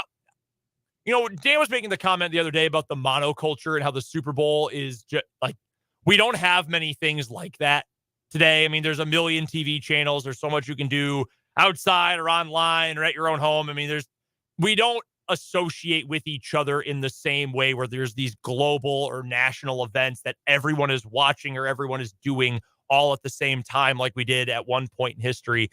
But it is kind of crazy to think about every single TV network, and there weren't that many at the time, playing the same thing all at the same time. If you were watching CBS or NBC or ABC, guess what? You were watching the moon landing on that day. Kind of amazing to think about. I know it was 1969. Do you know the day of the moon landing? I do not. Clearly, we weren't alive. Oh, well, yes. It was a little bit before our time. I know it was 1969, and I know it was summertime. Was it June? July. Okay, it was July. July 16th through the July 24th on the Apollo 11 mission. I've never been a big space guy. That's not really my realm of a special interest. Yeah. I mean, it's amazing. It's incredible that we got there, but don't blame me too hard for not being able to remember the date right off the top of my head. The Chiefs are obviously going to celebrate like crazy coming up tomorrow. And I don't know that anything is going to top the celebration that was Super Bowl 54 back in February of 2020. But I really do believe that this year's quest to get to a Super Bowl was a bigger struggle, and I'm not even sure it was close, than any of the other years. I mean, Mahomes only missed he missed 2 3/4 games when he hurt his knee in 2019, but they went 2-1 in those 3 games and only barely lost to the Packers at home. I knew I was there. So, they were still really good. They needed some luck to get the bye. Yes, I know that. But that team felt like it was on its way to being anointed at some point. Last year, arguably the best team in the NFL. This year, it was a slog, man. It was a grind to get just to the playoffs. And I know they were going to get in, but it took a couple extra weeks to win the division when it was a foregone conclusion. There were doubts about this team. I doubted this team, apparently foolishly so, even though I still think that the best team in the regular season was Baltimore. And the best team doesn't always win, and I think that is more and more apparent. But the team that is the most prepared does win more often than not, and that's what the Chiefs were. But you compare all of these, you can give me maybe a better Mahomes performance last year, a better storyline in Super Bowl 54, but I don't think any of these Chiefs runs have been as challenging as the one that they went on this year. Yeah, I would agree with you. I think that just hearing everybody say it over and over again is kind of what's got, like, when asked the question, like, yeah, we were trash at some point this season. Nobody could catch the ball. Yeah. Like, there's just so many things. Like, Kadarius Toney lined up off sides. Like, if you can't line up correctly, you can't win a Super Bowl. Yeah, no, you're 100% right about that. So the fact that they were still able to overcome all of that, and now it leaves the rest of the league in this position where it probably just feels kind of broken. Like, if you're the 49ers, what more do you do? Like, Brock Purdy played well enough for you to win. Kyle Shanahan made some tactical errors, but I don't think he called a bad game by any means. You were a great team. If you're the Bengals, at least the Bengals got their shot out of the AFC. They didn't hit it, but they got their shot. But if you're the Bills, this has been the half a decade at this point of the same thing over and over and over again, and knowing that boogeyman is just waiting there for you. And again, this is why you make the Mahomes to MJ comparisons, because not only is he the greatest at what he does, and he's the best in the world, but Charles Barkley, John Stockton, Gary Payton, and Charles Barkley, and how many other guys who were stars, who were all-time greats, Patrick Ewing, all-time greats, never got their ring. You know why? Because Michael was there, and the Bulls were there, and you couldn't stop them. You couldn't beat them. That's essentially where we are with the Chiefs. They're not infallible. I think this year proved that. But when you've got the combination of talent, of preparation, of everything else that comes with this team, it's really hard to argue for anyone else. Like the 49ers being the favorites for the Super Bowl next year. Okay, I get it. They're going to be able to bring most everybody back. They're not going to hit the wall cap-wise for another year. But why would you pick someone why would you pick someone to be a favorite over the Chiefs? And that's more rhetorical than it is anything, because I think we've got more than enough proof you should be sticking with Kansas City. Never bet against Mahomes. One more quick break. We'll come back with the final word and get out of here on this edition of 580 Sports Talk.